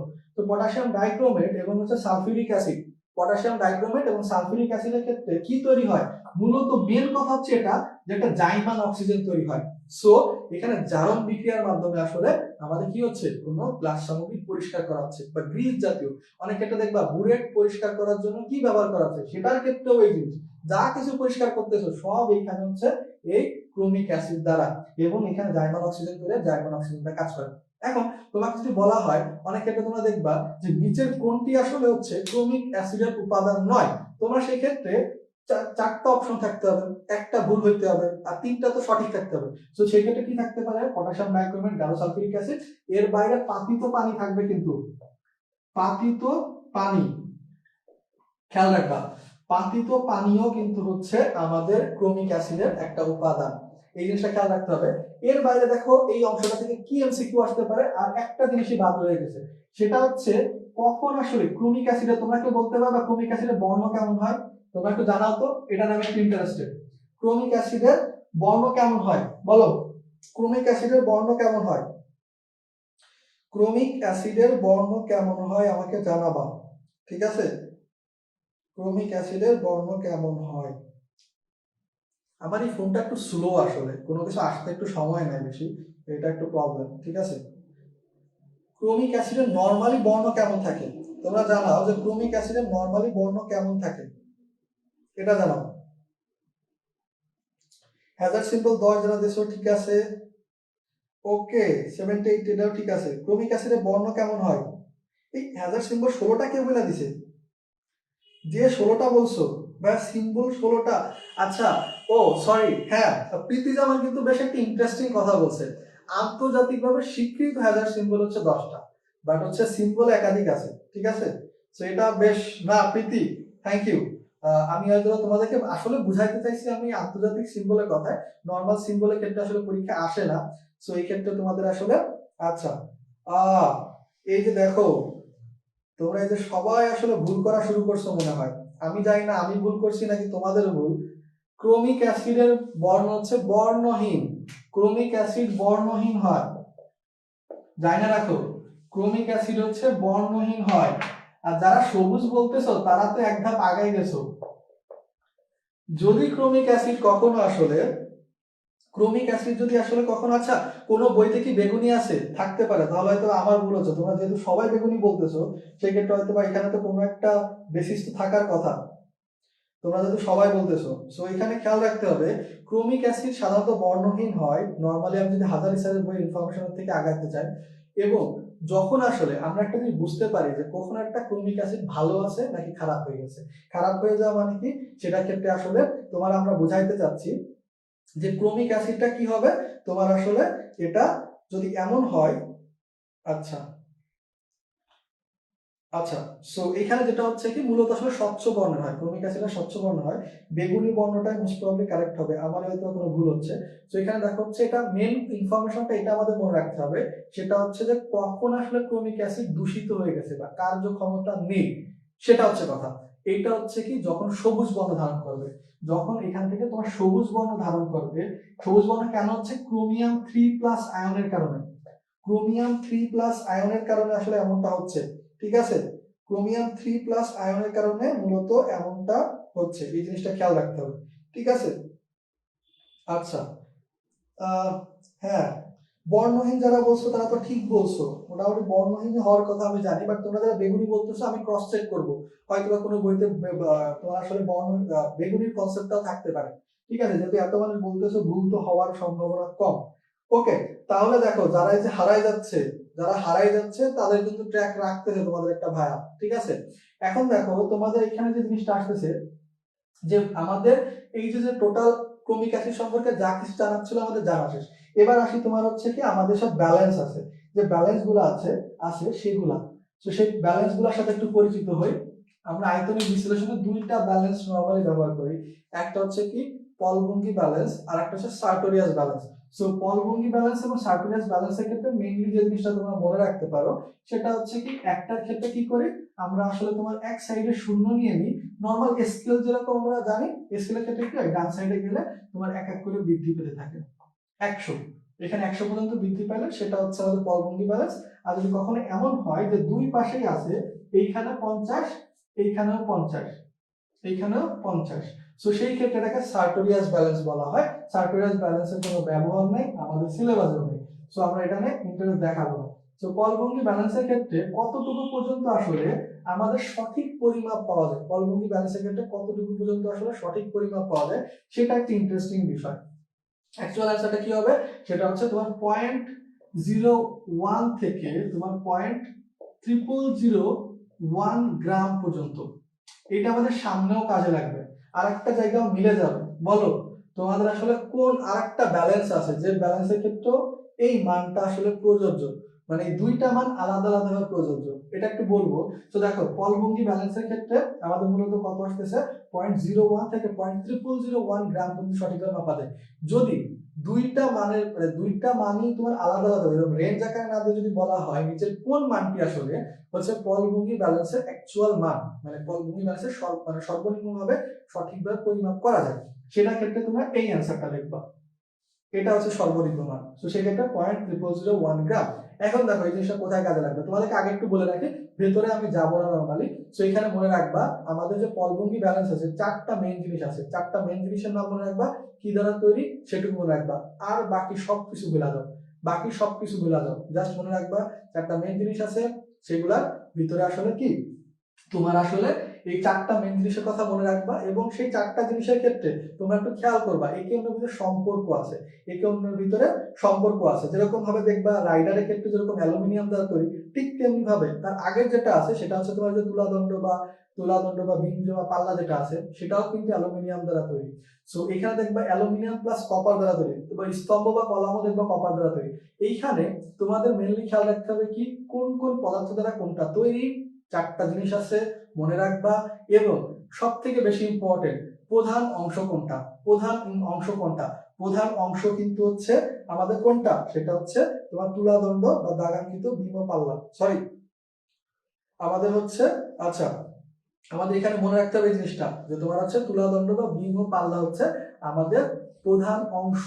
এবং তোমাদেরকে আবারও বলে রাখতেছি এদের ভিতরে একটু সম্পর্ক আছে, সম্পর্কটা কি, যদি তোমাকে কখনো আমি বলি তুলাদণ্ড বা বিম পাল্লা কি দ্বারা তৈরি, দেখবা পিতল আর হচ্ছে তোমার আসলে অ্যালুমিনিয়ামের তৈরি, তাহলে দেখবা সেই অ্যালুমিনিয়ামটা পরের ধাপে আছে, অর্থাৎ যখন তুমি রাইডারে যাবা রাইডার আবার অ্যালুমিনিয়াম দ্বারা তৈরি। আর পিতল যেটা আছে পিতল দ্বারা আবার হচ্ছে তুলাদণ্ড, তোমার যে আসলে আমাদের স্তম্ভ বা কলাম যেটা আছে স্তম্ভ বা কলাম হচ্ছে আবার ওই পিতল বা ব্রাশ দ্বারা তৈরি। সো এই যে জায়গাটা আছে, এই যে সিকোয়েন্সটা আছে একটু মনে রাখবা। At the same time very important, কোনটা হচ্ছে আমাদের মেন অংশ, কোনটা হচ্ছে আমাদের মেন অংশ, তুলাদণ্ড বা বিম ও পাল্লা, এই জিনিসটা আমরা মনে রাখবো। এবার দেখো সেই রাইডারের ক্ষেত্রে আমরা একটু ইন্টারেস্ট দেখাবো। সো রাইডারের ক্ষেত্রে আরেকটা জিনিস বলে রাখি, ওজন বক্স নামে একটা জিনিস আছে। ওজন বক্সের বিষয়টা হচ্ছে ওজন বক্সের ভিতরে আসলে কি থাকে, ওজন বক্সের ভিতরে ছোট ছোট ওজন থাকে। সো 5 থেকে 500 মিলিগ্রাম এবং হচ্ছে তোমার 1 থেকে তোমার আসলে 5 থেকে 500 মিলিগ্রামটাই মেনলি মনে রাখবা, এই ওজনের মানগুলো থাকে, ওজনগুলা এগুলো আসলে তোমরা এমসিকিউ আকারে দাগাইতে পারবা। এবার দেখো তারপরে কি আসে, তারপরে হচ্ছে আচ্ছা তোমরা একটা কাজ করো, তোমরা এখন যারা পিডিএফ চাচ্ছ তাই তো, সো তোমরা এখন যারা এখন ক্লাসে প্রেজেন্ট আছো তারা সবাই কমেন্টে তোমাদের আসলে তোমাদের যে ইমেল অ্যাড্রেসটা আছে ইমেল অ্যাড্রেসটা লিখে দাও, তোমাদেরকে পিডিএফ পাঠানো হবে। ক্লাসের লাস্টে যারা আসলে হঠাৎ করে এসে তোমার হচ্ছে ইমেল দিবে তাদেরকে পাঠানো হবে না, শুধুমাত্র তোমাদেরকে তোমার ইমেলটা জাস্ট দিয়ে দাও, আমি তোমাদেরকে দাগানো পিডিএফ একটা পাঠাই দেবো, আমার কম্পিউটারে আছে ইনশাল্লাহ তোমাকে পাঠানো হবে তোমাদেরকে। আচ্ছা তো দেখো আমাদের এখানে কি আসছে, রাইডারের কনসেপ্টে আসলাম। রাইডার সো রাইডারের ক্ষেত্রে কি আসতেছে, রাইডারের ক্ষেত্রে মনে রাখবা রাইডার মূলত কত ওজনের হয়, 5 মিলিগ্রাম আর হচ্ছে 10 মিলিগ্রামের হয়। রাইডার হচ্ছে 5 মিলিগ্রাম এবং 10 মিলিগ্রাম। সো এইখানে আমাদের আর একটা ইম্পর্টেন্ট জায়গা হচ্ছে, সেটা হচ্ছে কিভাবে আমরা রাইডার ধ্রুবক বের করতে পারি। সো কিভাবে, আচ্ছা মনে রাখো রাইডার আসলে কি দ্বারা তৈরি হয়, প্লাটিনাম বা অ্যালুমিনিয়ামের তৈরি হয় এবং এটা 5 বা 10 মিলিগ্রামের হয়। এখন রাইডার ধ্রুবকটা কিভাবে বের করতে হয়, ভেরি ইম্পর্টেন্ট। অনেক ক্ষেত্রে কিন্তু 5 বা 10 মিলিগ্রাম না দিয়ে অন্য একটা থাকতে পারে, সেটার ক্ষেত্রে কি করতে হবে, মিলিগ্রাম এককে রাইডারের মান, মিলিগ্রাম এককে রাইডারের মান যদি সেটা x হয় তার সাথে 2 গুণ বাই হচ্ছে 100 দ্বারা ভাগ করা হবে। দেখো x টা কিন্তু অবশ্যই মিলিগ্রামে হতে হবে। যদি তোমাকে এখানে বলা হয় যে তোমার হচ্ছে 10 গ্রাম, তাহলে সেটাকে আগে মিলিগ্রামে কনভার্ট করে যে নাম্বারটা পাবা সেই নাম্বারটা বসাবো, তারপরে 2 গুণ, তারপরে 100 দ্বারা ভাগ করবা। বুঝতে পারছি ঘটনাটা? সো দেখো 5 এর ক্ষেত্রে কত আসবে, 5 এর ক্ষেত্রে হচ্ছে 10 বাই 100, তাহলে হচ্ছে 0.1। 10 এর ক্ষেত্রে কত আসবে, 10 গুণ 2 বাই হচ্ছে 100 ইজ ইকুয়াল টু হচ্ছে 0.2। এখন দেখো তোমাদের যেহেতু প্রতিনিয়ত এই মানটাই নরমালি আসে, মানে এই দুটো জিনিসই আসে, সো এমসিকিউ এর জন্য হুবহু মানটা মুখস্থ করে রাখবা, হুবহু মানটা মুখস্থ করে রাখবা। ঠিক আছে, আমরা এই মানটা একটু মুখস্থ করে রাখবো, যদি পসিবল হয় আমরা মুখস্থ করে রাখবো। আচ্ছা, সো আচ্ছা তোমরা ভাবতে পারো যে ভাই বইতে আসলে তো এটা আবার হচ্ছে 0.0001 বা 0.0002 আকারে দেওয়া আছে, সো সেটা কেন, এটাকে আমরা তো মিলিগ্রামে বের করলাম, এটাকে যদি তুমি গ্রামে বের করতে চাও তাহলে কি হবে, আর 1000 দ্বারা ভাগ করো, 0.0001 গ্রাম, আর এটা হচ্ছে এটা তো মিলিগ্রাম ছিল না, আমরা তখন মিলিগ্রাম ব্যবহার করলাম, সো 0.0002 মিলিগ্রাম, সরি গ্রাম। বুঝতে পারছি ঘটনাটা? এখানে তেমন জটিল কোনো বিষয়পত্র না, এগুলো দেখে ভয় পাওয়া যাবে না। ভেরি ইম্পর্টেন্ট একটা টিপস তোমাদের জন্য, ভেরি ইম্পর্টেন্ট টিপস। এখন থেকে অনুশীলনী প্রশ্ন এবং ওই যে ভিতরে আনাচা কানাচা ছোট ছোট বক্স আকারে প্রশ্ন থাকে না, ওই প্রশ্নগুলো ভেরি ইম্পর্টেন্সের সাথে করবা। মেডিকেল অ্যাডমিশন টেস্টে কিন্তু হুবহু এখান থেকে অনেক প্রশ্ন আসে, ভার্সিটি অ্যাডমিশন টেস্টেও আসে, বুয়েটে আসে না, বাট হচ্ছে কি তোমার আসলে এই জায়গায় কিন্তু অনেক প্রশ্ন আসে, বাট অনুশীলনী যে প্রশ্ন সেখান থেকে কিছু প্রশ্ন কিন্তু বুয়েটের আসার মতো স্ট্যান্ডার্ড। ঠিক আছে, এই জায়গাটা খেয়াল রাখবা। এবার দেখো আমরা আসি মোলারিটি, তারপরে অসমোলারিটি, এই যে কনসেপ্ট গুলো আছে তোমরা জানো যে আসলে কয়েকটা ঘনমাত্রা ব্যবহার করা হয়। এবার তোমরা আমাকে জানাও যে কোন ঘনমাত্রাটা হচ্ছে তোমার আসলে আমাদের নরমাল ক্ষেত্রে বেশি ব্যবহার হয়, ল্যাবরেটরিতে কোনটা, মেডিকেল অ্যাডমিশন টেস্টে আসা প্রশ্ন, এটা কিন্তু মেডিকেল অ্যাডমিশন টেস্টে আসা প্রশ্ন, কোন ঘনমাত্রাটা আমরা মেইনলি ব্যবহার করি এটা জানাবা। এরপর দেখো তোমাদের আজকে একটা খুবই ইন্টারেস্টিং একটা জিনিস শিখাবো, এই পিপিএম এর সাথে মোলারিটির যে কনভার্সনের বিষয়টা আছে, এটা আমি তোমাদেরকে মেইন ফিলটা দেওয়ার চেষ্টা করবো। আমার আজকে উদ্দেশ্য থাকবে তোমাকে মেইন ফিলিংসটা, ভিতরে আসলে কি ঘটনাটা ঘটতেছে সেই ঘটনাটা বোঝানো হবে, এর বাইরে আর কিছুই না। তুমি এখন থেকে এই জিনিসের কোনো কিছু মুখস্থ করবা না, ওই w ইজ ইকুয়াল ইনটু হচ্ছে 10 টু দি পাওয়ার 6 বাই হচ্ছে m, এই সব ভুলা যাও, এগুলা বহির্যোগী জিনিসপত্র আমরা পড়বো না। বা তোমার হচ্ছে যে অনেক ক্ষেত্রে আমি জানি তোমরা এরকম ধরে কিছু সিস্টেম জানো, x বাই হচ্ছে তোমার আসলে m ইনটু হচ্ছে বলো 10 টু দি পাওয়ার 6, এরকম ভাবে পিপিএম বের করা যায়, এইসব হচ্ছে তোমার আসলে 2 নম্বর সিস্টেম, এগুলো আসলে তুমি না বুঝে এরকম ধরনের জিনিসপত্র মেইনলি করো। সো আজকে আসলে আমরা মেইন ফিলটা নেওয়ার চেষ্টা করবো, যারা তুমি আসলে ভিতরের থেকে বুঝো, এগুলো তো আমরা আলোচনা হবে। আচ্ছা, তার আগে আরেকটা জিনিস একটু বলে রাখি, তোমরা যেটা হচ্ছে দেখো তাহলে আমাদের দুইটা জিনিস এখানে কিন্তু ভেরি ইম্পর্টেন্ট আমরা বুঝবো। এক হচ্ছে এই কনভার্সনটা, কিভাবে পিপিএম টিপিএম যেগুলো আছে, আর একটা হচ্ছে কি আমাদের যে কোনো একক থেকে যে কোনো ঘনমাত্রা থেকে কনভার্সনটা আমরা বুঝতে পারবো। আর একটা হচ্ছে কি এই যে জিনিসগুলো আসলে তোমার সেমিমোলার, তারপরে সেন্টিমোলার, এইগুলো যেগুলো আছে এইগুলোর সাথে একটু পরিচিত হবো। ঠিক আছে, সো তোমরা আসলে কে কে কারেক্ট অ্যান্সার দিলে, কে কে কারেক্ট অ্যান্সার দিলে, এই আমার ফোনটা এত স্লো, দেখি একটা ফোনের কি করতে হয়।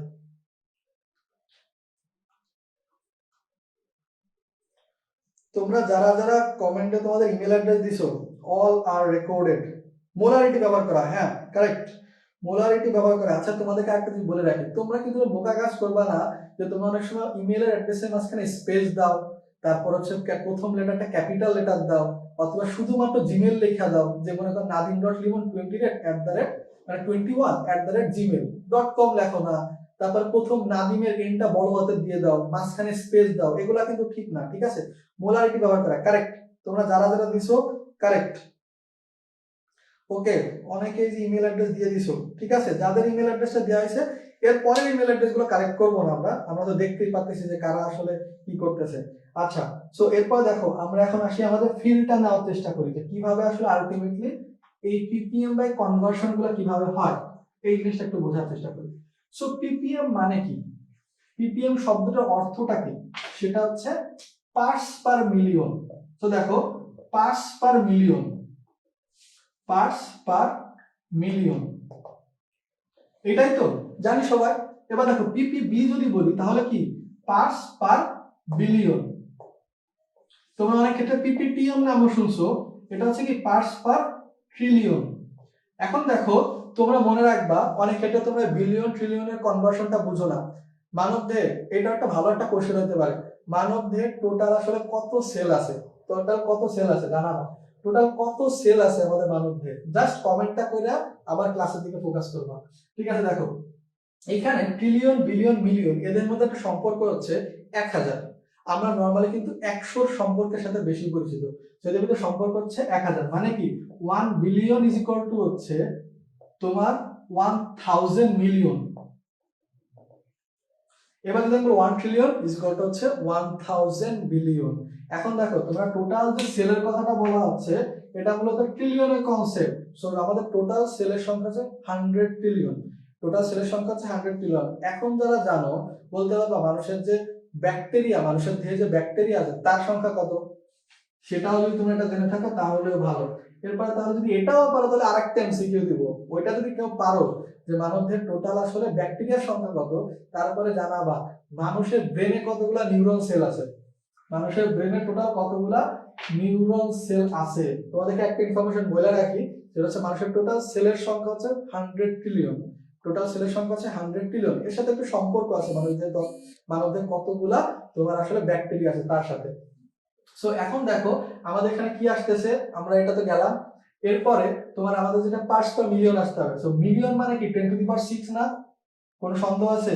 10 লাখ, 10 লাখ কিন্তু মিলিয়ন মানে হচ্ছে 10 লাখ। সো কোনো একটা কিছু যদি 10 লাখ ভাগের 1 ভাগ হয় তাহলে আমরা বলতে পারি না পার্টস পার মিলিয়ন, প্রতি মিলিয়নের 1 ভাগ। আমরা সেই কাজটা জাস্ট করব। মনে করো তোমাকে আমি বললাম 1 গ্রাম দ্রবণে 1 গ্রাম হচ্ছে তোমার আমি কি রাখছি, আমরা 1 গ্রাম দ্রবণে 1 গ্রাম দ্রবণ নিছি, কোনো সমস্যা নাই। আমরা এখন এটাকে কি করতে চাই, পার্টস পার মিলিয়নে নিতে চাই। কি করতে হবে দেখো, এই পাশে আমার কি থাকতে হবে, মিলিয়ন থাকতে হবে, এই পাশে মাত্র একটা মাত্র অংশ থাকতে হবে। কিভাবে করতে পারি দেখো, আমরা এখানে প্রথমে গ্রাম যেটা আছে গ্রামটাকে একটু কনভার্ট করে তোমার আসলে কেজিতে নিয়ে যায়, গ্রামটাকে একটু কনভার্ট করে কেজিতে নিয়ে যায়, তাহলে 1000 ভাগের 1 ভাগ হবে।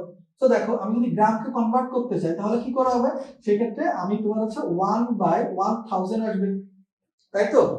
সো এইখানে এবার যদি আমি বলি তোমার আসতেছে হচ্ছে গ্রাম, দেখো 1000 ভাগের 1 ভাগ হচ্ছে কেবলমাত্র, আরো 1000 গুণ হইতে হবে, 10⁶ হইতে হবে। তাহলে দেখো এইটাকে আমি কিভাবে করতে পারি, এইটাকেও আমরা করতে পারি, সেটা হচ্ছে তোমার মূলত এই যে 1 গ্রামকে আমরা 1000 মিলিগ্রাম বলতে পারি না। তাহলে দেখো আমি বলতে পারতেছি এখন যে মানে 1000 তোমার হচ্ছে কি, আমি যদি এখানে বলি তোমার হচ্ছে 0.001, সো 0.001 কেজি, এটা বলতে পারি তো। সো দেখো 0.001 কেজিতে কত আছে, 0.001 কেজিতে এত মিলিগ্রাম আছে। এখন যদি আমি সবগুলো এক জায়গায় নিয়ে যাই, কেজি থাকলো আর মিলিগ্রামে থাকলো, তাহলে কিন্তু আমরা বলতে পারবো 1 কেজিতে যত মিলিগ্রাম আছে সেটা হচ্ছে কি পার্টস পার মিলিয়ন। খেয়াল করো আমরা কি করছি, এইটার 3 ধাপ নিচে নামাইছি, এইটারে 3 ধাপ বাড়াইছি, এইটা হচ্ছে ঘটনা। সো 1 গ্রামে এতটুকু ছিল, এখন আমরা বের করেছি 1 কিলোগ্রামে কতটুকু আছে, তাহলে 1000 ভাগের মধ্যে কতটুকু আছে। এখন আমরা কি করতেছি, আমরা দরকার তো 10⁶, অর্থাৎ 1 মিলিয়ন ভাগে কতটুকু আছে। তাহলে দেখো আমরা এক মানে তোমার হচ্ছে আমাদের 1 ভাগের জন্য যতটুকু ছিল সেটা এইটাকে আবার একটু বড় করে নিতে হবে, মানে ছোট করে নিতে হবে, সরি এটাকে ছোট করে নিতে হবে। সো গ্রাম কি হচ্ছে 1000 দ্বারা গুণ করে মিলিগ্রামে কনভার্ট করে নিলাম। এখন দেখো তোমরা বলতে পারবে এত জটিলে যাওয়ার দরকারটা কি ছিল, জটিলে যাওয়ার জিনিসটা আমি একটু আসি। তোমাকে এখন বলা হইলো যে হচ্ছে 10% কি W/V, এটা বলা হলো 10% W/V।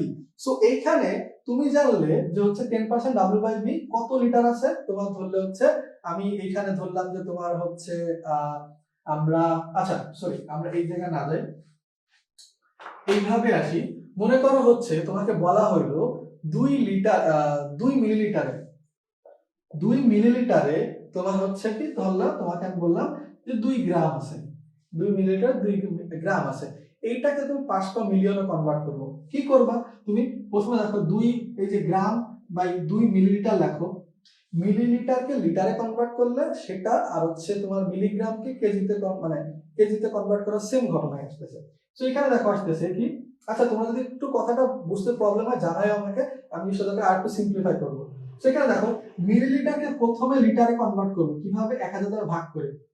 গ্রামকে মিলিগ্রামে কনভার্ট করবো কিভাবে, এটাকে হচ্ছে 1000 দ্বারা গুণ করে।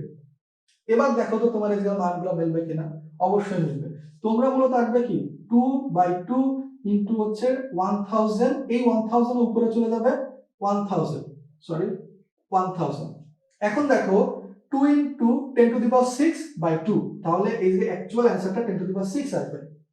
আমরা মূলত এই কনসেপ্টটাকে জাস্ট অ্যাপ্লাই করি, যে মনে করো ডাব্লিউ দেওয়া আছে, ভি দেওয়া আছে, ইন্টু 10⁶।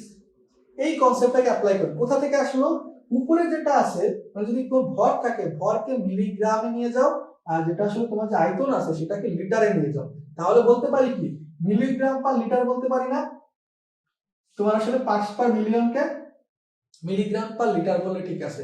এবার তোমরা বলতে পারো যে ভাই ঠিক আছে বুঝলাম, আপনি ভিতরের ফিল কি দিতে যাচ্ছিলেন। এইখানে তোমাকে যদি এখন আমি বলি, আমি একটু আগে দেখাইলাম না তোমাকে গ্রাম বাই হচ্ছে গ্রাম। সো আমি এখানে কি করছিলাম, এই গ্রামকে নিচে নামাই নিয়েছিলাম, গ্রামকে তোমার হচ্ছে কি আমরা বড় মানে সরি এটাকে বড় করতেছিলাম কিভাবে, 1000 দ্বারা ভাগ করছিলাম, 1000 দ্বারা ভাগ করে কেজিতে কনভার্ট করছিলাম। এখন দেখো আমি কেজিকে যদি আমি এখানে কি করছিলাম, এটাকে বড় বানাইছিলাম, না বানাই এটাকে সেম রেখে দিই, এইটাকে আরো কমাই নিয়ে আসি, মানে আরো বড় এককে কনভার্ট করি কিভাবে, তোমার হচ্ছে কি আমরা এখানে কেজি আসলো, এবার তোমার হচ্ছে কেজি থেকে উপরে যায়, তাহলে কি আসবে, এখানে দেখো তোমার যদি 1000 দ্বারা গুণ করি তাহলে হয়ে গেল না, আমরা বুঝতে পারতেছি। সো এইখানে এই কনসেপ্টটাই জাস্ট আমরা যদি অ্যাপ্লাই করি তাহলে দেখো এই গ্রাম এত ভাগের ভিতরে যদি 1 গ্রাম থাকে সেটাও পার্টস পার মিলিয়ন, সেটাও কিন্তু পার্টস পার মিলিয়ন। আবার তোমাকে বললে যে ভাই এই পাশে তো শুধু কমাইলেন, তাহলে এই পাশে বাড়াইলেন না, এবার যদি আমি বলি এইটাকে স্থির রাখো, এইটাকে বাড়াইতে থাকো যতক্ষণ না 10⁶ হচ্ছে, বাড়াইতে থাকো, তাহলে কি করবো দেখো, এই গ্রামকে যদি তুমি 10⁶ এ নিতে চাও প্রথমে কি করবা, 1000 দ্বারা গুণ করবা, মানে একের সাথে মনে করো 1000 দ্বারা গুণ করলে সেটা হচ্ছে মিলিগ্রামে গেল। এবার এটাকে যদি তুমি আরো 1000 দ্বারা গুণ করো তাহলে কত আসে, মাইক্রোগ্রাম আসে না, তাহলে আরো 1000 দ্বারা গুণ করো। এবার দেখো তো তোমার বলো এটাকে যদি আমি লিখি মাইক্রোগ্রাম পার গ্রাম, এইটাও কিন্তু পিপিএম, এইটাও পিপিএম। তোমার বইতে যদি একটু খেয়াল করো, তোমাদের পরিমাণগত রসায়ন অধ্যায়ে যাও সেখানে কিন্তু এই জিনিস পাবা, মাইক্রোগ্রাম পার গ্রামকেও কিন্তু পিপিএম বলতে পারো। তার মানে হচ্ছে যে কোনো জিনিসের নিচে যেটা আছে তার মানে তোমার 10 লক্ষ ভাগের 1 ভাগ যদি উপরে থাকে সেটাই হচ্ছে আমার পার্টস পার মিলিয়ন, প্রতি মিলিয়ন ভাগের 1 ভাগ হইতে হবে, এটা হচ্ছে কথা। তাহলে দেখো আমি এখানে তোমার যদি ব্যবহার করি মিলিগ্রাম পার হচ্ছে তোমার লিটার বা মিলিগ্রাম পার কেজি, এটাও লিটার বা কেজি একই ধরনের একক। সো তোমার হচ্ছে মিলিগ্রাম পার হচ্ছে কেজি বা মিলিগ্রাম পার লিটারও হচ্ছে পিপিএম, আবার মাইক্রোগ্রাম পার কেজি গ্রাম হচ্ছে মাইক্রোগ্রাম পার গ্রাম হচ্ছে কি তোমার আসলে এইখানে আমার বলতে পারো তোমার হচ্ছে পিপিএম। সো আশা করি তোমরা কনসেপ্টটা মোটামুটি বুঝতে পারছো। এরপরেও কারো কোনো কনফিউশন আছে কিনা একটু কমেন্টে জানাও, এরপরে যদি কনফিউশন থাকে জানাও, আমি একটু তারপরে কনফিউশন ক্লিয়ার করার চেষ্টা করব। তোমার হচ্ছে জানাও। আচ্ছা অনেকে যারা বুঝতে পারতেছো না, আমি তোমাদেরকে জিনিসটা সিম্পলি বুঝাই আবার। আমাদের এইখানে একটা আছে দ্রবণ আর একটা আছে দ্রব। সো কি করতে হবে, দ্রবণের 1 লক্ষ ভাগের 1 ভাগ হিসাবে দেখাইতে হবে দ্রবটাকে। লাস্টের কথাগুলো শোনো, দ্রবণের 1 লক্ষ না 10 লক্ষ মানে মিলিয়ন। সো দ্রবণের 10 লক্ষ ভাগের 1 ভাগ হিসাবে দেখাইতে হবে আমাদের দ্রবটাকে। কিভাবে দেখাইতে পারি, সো এই ক্ষেত্রে আমরা যে দ্রবণটা আছে দ্রবণটাকে বড় এককে কনভার্ট করব। বড় এককে কনভার্ট করলে কি হবে দেখো, আমি আগে বলতেছিলাম 1 গ্রামের মধ্যে 1 গ্রাম আছে, সো আমি তখন মনে করো গ্রামকে আরো বড় করতেছি, বড় করে বলছে কেজির ভিতরে আছে, তাহলে বলতে মানে 1000, 1000 তোমার হচ্ছে তখন আমার কি হবে 0.001 কেজি, তাহলে 0.001 কেজিতে যদি 1 গ্রাম থাকে তাহলে 1 কেজিতে যদি 1 গ্রাম থাকে তখন আমরা বলতে 1000 ভাগের 1 ভাগ। এখন আরেকটা জিনিস হইতে পারে, গ্রামকে আমি বড় করে নিলাম, তাহলে দেখো এইখানে হচ্ছে তোমার 1000 জিনিস রয়েছে, আচ্ছা 2 বার 1000 দিয়ে, আচ্ছা ঠিক আছে, তোমাদের কথাটা আসলে বুঝতে পারছি আমি। আমি দরকার এটা আবার একটা ভিডিও বানায় দিব, তোমরা আসলে হয়তো বা জিনিসটার কনসেপ্টটা ভালোভাবে ধরতে পারো। এইখানে ঘটনা হচ্ছে কি, এক হিসাব তোমরা যেটা বলতেছো যে ভাই 2 বার 1000 তে গুণ করলে হয়ে যাবে, এটা একটু প্রবলেম আছে। প্রবলেমটা হচ্ছে কি, আমি যে কথাটা যে বললাম মাইক্রোগ্রাম বাই গ্রাম, এটাও কিন্তু পিপিএম। তোমরা তো এরকম করো না, তোমরা তো জাস্ট হচ্ছে মিলিগ্রাম পার লিটার, ওইটার ভিতরে সারা জীবন সীমাবদ্ধ থাকো। এইটা কিন্তু তোমাদের বইতেই এককটা ব্যবহার আছে, তোমরা যখন পরিমাণগত রসায়নে যাবা সেখানে কিন্তু আছে। মাথায় রাখতে হবে মেনলি ঘটনা হচ্ছে কি, যে নিচে যে দ্রবণটা আছে তার 10 লক্ষ ভাগের 1 ভাগ হইতে হবে এটা। নিচে যেটা আছে তার 10 লক্ষ ভাগের 1 ভাগ হইতে হবে এটা। সেটা নিশ্চিত করতে পারলেই হচ্ছে। নিশ্চিত কিভাবে করতে পারো, এই মানটাকে অনেক ছোট করে ফেলো, এই মানটাকে অনেক ছোট করে ফেলো। কত, এই যেটা ছিল তার সাথে কম্পারিজন কইরা এটাকে তুমি এক, মানে তোমার হচ্ছে 1 মিলিয়নে নিয়ে যাও।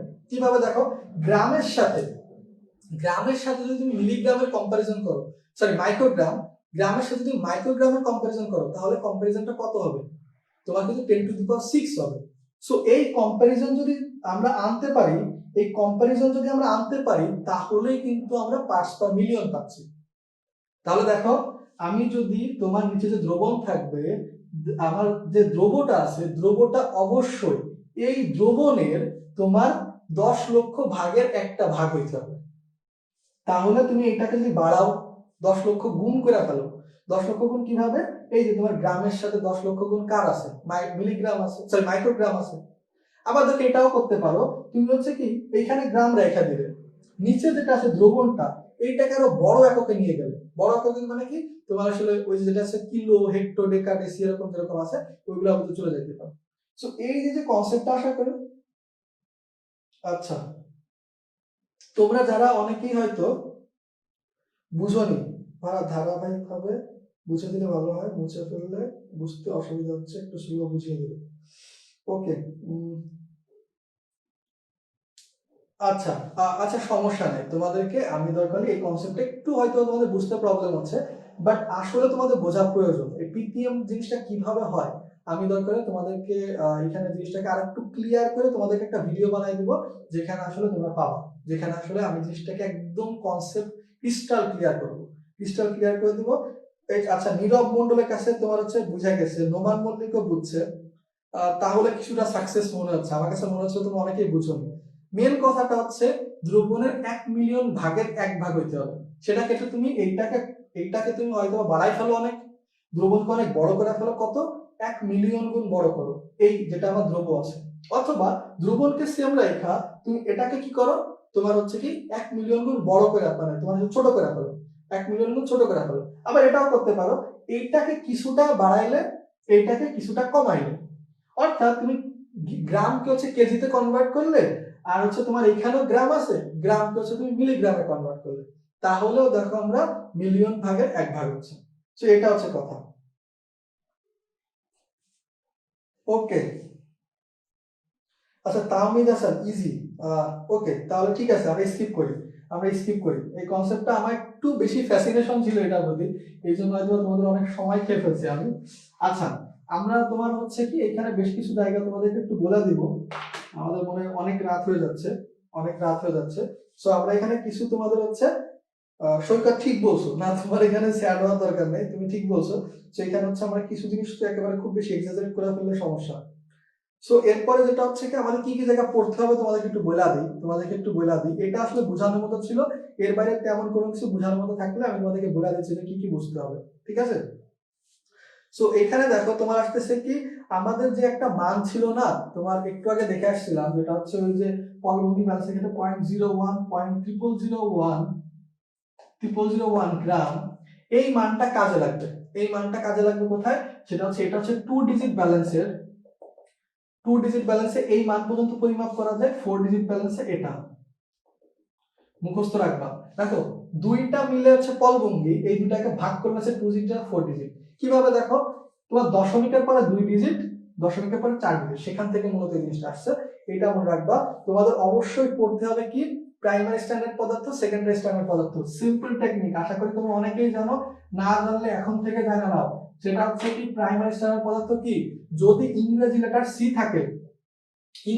সি থাকলেই হচ্ছে প্রাইমারি। ইংরেজি লেটার সি থাকলে হচ্ছে প্রাইমারি, যদি না থাকে তাহলে হচ্ছে কি তোমার কোনো যৌগে যদি সি থাকে সেটা হচ্ছে প্রাইমারি, যদি না থাকে সেকেন্ডারি। এখন তোমরা বলতে পারো যে সি মানে কি কার্বন? না, সি মানে ইংরেজি লেটারটা। সোডিয়াম কার্বনেট সি আছে, আছে, তার মানে প্রাইমারি। যদি বলা হয় পটাশিয়াম ডাইক্রোমেট K2Cr2O7 সি আছে। ক্রোমিয়ামের দিকে খেয়াল করো না, সি ইংরেজি লেটার আছে কিনা, আছে, তার মানে হচ্ছে এটা প্রাইমারি স্ট্যান্ডার্ড পদার্থ। এক্সেপ্ট কি, সেটা হচ্ছে হাইড্রোক্লোরিক অ্যাসিড, এখানে সি আছে কিন্তু এটা হচ্ছে সেকেন্ডারি স্ট্যান্ডার্ড পদার্থ। বাকি সব কি তোমার হচ্ছে সি না থাকলে, যেমন সালফিউরিক অ্যাসিড, এটা কি হবে? সোডিয়াম ক্লোরাইড যদি বলা হয় সেটা ক্ষেত্রে সি আছে, কিন্তু সি আছে, সি থাকা মানে হচ্ছে প্রাইমারি স্ট্যান্ডার্ড পদার্থ। আশা করি আমরা এই কনসেপ্টটা বুঝি। প্রাইমারি স্ট্যান্ডার্ড পদার্থ এবং সেকেন্ডারি স্ট্যান্ডার্ড পদার্থ এদের যে পার্থক্যটা আছে, না প্রাইমারি স্ট্যান্ডার্ড পদার্থ কি কাজে লাগে সেটা তোমাদের মনে রাখতে হবে। কি কি কাজে? সেটা হচ্ছে কি, এটা তোমার সহজে এদের ঘনমাত্রা পরিবর্তন করে না। প্রাইমারি স্ট্যান্ডার্ড পদার্থ কিভাবে মনে রাখবা? এ হচ্ছে একজন ভালো ব্যক্তি। প্রাইমারি স্ট্যান্ডার্ড পদার্থের ক্ষেত্রে মনে রাখবা তোমার হচ্ছে কি, এটা হচ্ছে তোমার একজন হচ্ছে ভালো ব্যক্তি। প্রাইমারি স্ট্যান্ডার্ড পদার্থ হচ্ছে একজন ভালো ব্যক্তি। সে কি করে? সে কখনো চারপাশে যাই হোক না কেন, সে অন্যের ক্ষতি করে না। অন্যের ক্ষতি করে না মানে কি, সে আসলে কখনোই তোমার হচ্ছে কি, যখন এই যে যন্ত্রপাতিতে পরিমাপ করা হয়, সেই মেজারিং যে তোমার যে যন্ত্রপাতি হোক না কেন তার কোনো ক্ষতি করে না। ভালো মানুষ কারো ক্ষতি করে না। ভালো মানুষ সে তার নীতিতে অনড় থাকে। নীতিতে কিভাবে অনড় থাকে? সে তুমি তাকে যাই বলো না কেন, সে তার ঘনমাত্রার পরিবর্তন বা এগুলা কোনো কিছুই করে না। সো এটাই হচ্ছে আমাদের মেন কথাবার্তা, ঠিক আছে? সো এইগুলা হচ্ছে আমাদের মনে রাখতে হবে। আচ্ছা, তোমাদের আশা করি মনে আছে যে হচ্ছে আমাদের যে বিশ্লেষণ, এই যেরকম ভাবে 4টা পয়েন্ট আছে, এই সুবিধাগুলো একটু খেয়াল রাখবা। সবগুলোতে একটু রিলেট করার চেষ্টা করবা। প্রাইমারি স্ট্যান্ডার্ড পদার্থ হচ্ছে ভালো মানুষ। ভালো মানুষের যে বৈশিষ্ট্যগুলো থাকে সেগুলো হলো প্রাইমারি স্ট্যান্ডার্ড পদার্থের। এবার দেখো, প্রমাণ দ্রবণ তৈরি করা হয় প্রাইমারি স্ট্যান্ডার্ড পদার্থ দিয়ে। প্রমাণ দ্রবণ মানে কি? যে দ্রবণের ঘনমাত্রা জানি সেটাই প্রমাণ দ্রবণ। এখন তুমি বললে যে ভাইয়া কোন মোলার এককে? না, শতকরা বলো, মোলার বলো, মোলাল বলো, সেমি মোলার বলো, অসমোলার বলো, যাই বলো না কেন, সব যে কোনো ঘনমাত্রা যদি আমাদের জানা থাকে সেটাই হচ্ছে কি আমাদের প্রমাণ দ্রবণ। এখন দেখো, তোমাদেরকে একটু আগে আমি বলছিলাম যেটা হচ্ছে সেমি মোলার টোলার, এই কনসেপ্টগুলো তোমাদের জন্য ইম্পর্টেন্ট। কিভাবে ইম্পর্টেন্ট বলে রাখি। সেমি মানে কি? হাফ। সেমি মানে হচ্ছে হাফ। সো হাফ মানে কি? 0.5। সো 0.5 মোলার মানে হচ্ছে সেমি মোলার। সেন্টিমোলার মানে কি? 1/100। সেন্টি মানে 100 না, সো 0.01। মিলি মানে কি? 1/1000 ইকুয়াল টু 0.001। এইভাবে আশা করি প্রবলেম হবে না। ডেসি মানে কি? 1/10। সো এটা হচ্ছে 0.1। ডেসি মানে 10, মিলি মানে হচ্ছে 1000, তারপর হচ্ছে তোমার সেন্টি মানে হচ্ছে 100, সেমি মানে হচ্ছে 1/2। সেইগুলা জাস্ট সিম্পলি দেখানো হয়। এইগুলা না যেন ভুল না করো কখনো, ঠিক আছে? এটা হচ্ছে কথা। এবার দেখো, এটা গেল। এবার আসি আমরা কি, আমরা যে বললাম বিশ্লেষণ, সর্বপ্রথম কি আসে? আঙ্গিক এবং মাত্রিক বিশ্লেষণ। আঙ্গিক এবং মাত্রিক বিশ্লেষণের বিষয়টা কি আসতেছে? আঙ্গিক বিশ্লেষণটা মূলত হচ্ছে যে কোনো কিছু শনাক্ত করা টাইপের। জৈব যৌগের যে মূলক আছে সেগুলো শনাক্ত করলে, কোনো একটা লবণের যে আয়ন আছে সেটা শনাক্ত করলে, এইগুলো হচ্ছে তোমার আসলে আঙ্গিক বিশ্লেষণ। আর মাত্রিক বিশ্লেষণ কি? ভরমিতিক এবং আয়তনমিতিক। সো আয়তনমিতিক বিশ্লেষণে মেনলি মনে রাখতে হবে কি, কোনগুলা দ্বারা আমরা আয়তনমিতিক বিশ্লেষণে ব্যবহার করি। সেটা কি? নাম বলে দিয়েছি, ফাও কাপে বুধরে পিটাবো, অলরেডি জানি। তো তোমরা এখন দেখো আমাদের কোন কোন যন্ত্রপাতিতে সর্বনিম্ন যে দাগটা, সর্বনিম্ন দাগ মানে কি? ধরো স্কেলের ক্ষেত্রে কি বলি? লাস্ট। দেখো স্কেলের ক্ষেত্রে কি বলি? এরকম ভাবে বলি না, সর্বনিম্ন দুইটা ছোট দাগের মধ্যে যে দূরত্ব, সেটাকে আমরা সর্বনিম্ন পরিমাপ্য মান বলি। সর্বনিম্ন কতটুকু পরিমাপ করা যাবে? সো ম্যাক্সিমাম ক্ষেত্রে দেখবা সেটা হচ্ছে 0.1 মিলিলিটার। যেরকম আমাদের নর্মাল স্কেল আসে 0.1 মিলিলিটার হচ্ছে সর্বনিম্ন পরিমাপ করা যায়। সো এইখানে খেয়াল করবা তোমার একটা জিনিসই ব্যতিক্রম আছে, সেটা হচ্ছে মেজারিং সিলিন্ডার। মেজারিং সিলিন্ডার ক্ষেত্রে হচ্ছে 1 মিলিলিটার, বাকি যেগুলো দেখবা সেগুলো হচ্ছে 0.1 মিলিলিটার। ঠিক আছে, এই জিনিসটা খেয়াল রাখবা তোমরা। এখন দেখো আমাদের এখানে খেয়াল রাখবা তোমার হচ্ছে কি, প্রমাণ দ্রবণ তৈরি করার জন্য তোমরা একটা কমেন্টে জানাও, প্রমাণ দ্রবণ তৈরি করার জন্য দ্রুত লিখবা, প্রমাণ দ্রবণ তৈরি করার জন্য কোন ফ্লাস্ক ব্যবহার করা হয়, কোন ফ্লাস্ক ব্যবহার করা হয়। ঠিক আছে, প্রমাণ দ্রবণ তৈরি করার জন্য কোন ফ্লাস্ক ব্যবহার করা হয়।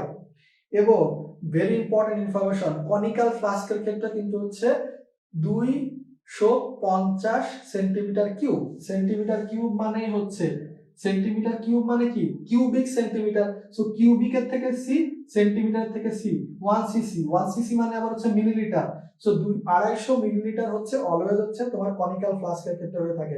টাইট্রেশন বিক্রিয়ায় কোন তিনটা যন্ত্রপাতি ব্যবহার করা হয়, এটাও কিন্তু এমসিকিউ এর ইনফরমেশন। কোন তিনটা? একটা হচ্ছে তোমার বুরেট, যেটা আসলে সাধারণত তোমার আসলে প্রমাণ যে ঘনমাত্রার যে দ্রবণটা আছে সে মানে ঘনমাত্রা যেটা জানি আমরা সেটা থাকে, সেটা হচ্ছে কি আমাদের বুরেট। পিপেট দিয়ে কোনো কিছু আদান প্রদান করি, কোনটা দিয়ে নরমালি সবসময় আদান প্রদান করা হয় রাসায়নিক দ্রব্য, এটা কিন্তু মেডিকেল অ্যাডমিশন টেস্টে আসা প্রশ্ন, সেটা হচ্ছে পিপেট। এবং আরেকটা কি থাকে কনিক্যাল ফ্লাস্ক।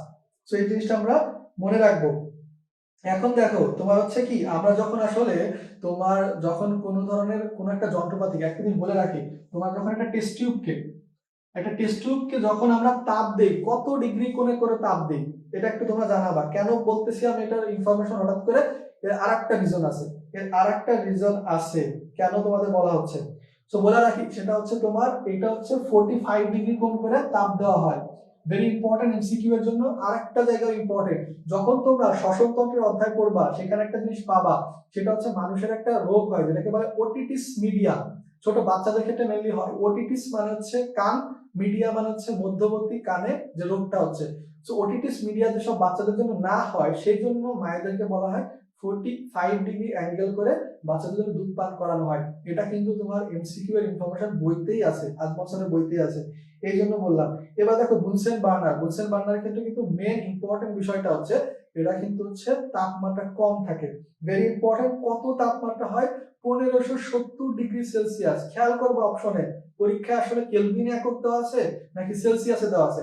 আবার 1570 ব্যবহার না করে কিন্তু 1600 ডিগ্রি সেলসিয়াসও হইতে পারে। এখন দেখো আমাদের যে শিখাটা আছে, শিখার ক্ষেত্রে কিন্তু আসলে দুই ধরনের শিখা থাকে, একটা হচ্ছে উজ্জ্বল আর একটা হচ্ছে অনুজ্জ্বল শিখা। একটা হচ্ছে উজ্জ্বল আর একটা হচ্ছে অনুজ্জ্বল শিখা, এই জিনিসটা মনে রাখবা। এবং কোনটা বীজাণু শিখা কোনটা জারণ শিখা এটা তো মোটামুটি জানো, এই জিনিসগুলো খেয়াল রাখলেই হচ্ছে, ঠিক আছে। এরপর দেখো আমাদের কোনো কিছুতে তাপ দেওয়ার ক্ষেত্রে একটা পদ্ধতি আছে ওয়াটার বাথ। ওয়াটার বাথের ক্ষেত্রে কত ডিগ্রি সেলসিয়াস তাপমাত্রা পর্যন্ত উত্তপ্ত করা হয় এটা তোমরা যা বলতে পারো সেটা হচ্ছে অ্যাকচুয়াল অ্যান্সারটা হচ্ছে তোমার আসলে 100 ডিগ্রি সেলসিয়াস। এবং যদি তোমার কেলভিনে বলা হয় 373 ডিগ্রি, সরি 373 কেলভিন, 373 কেলভিন মনে রাখবা। এবার দেখো তোমাদের এখানে একটা অ্যাকুয়ারেজিয়া বা রাজ অম্লের কথা আছে। সো এখানে তোমাদের মনে রাখতে হবে এটা ইম্পর্টেন্ট ইনফরমেশন, ঠিক আছে। অ্যাকুয়ারেজিয়া বা রাজ অম্ল যেটা আছে এটা কিন্তু তোমাদের জন্য ইম্পর্টেন্ট।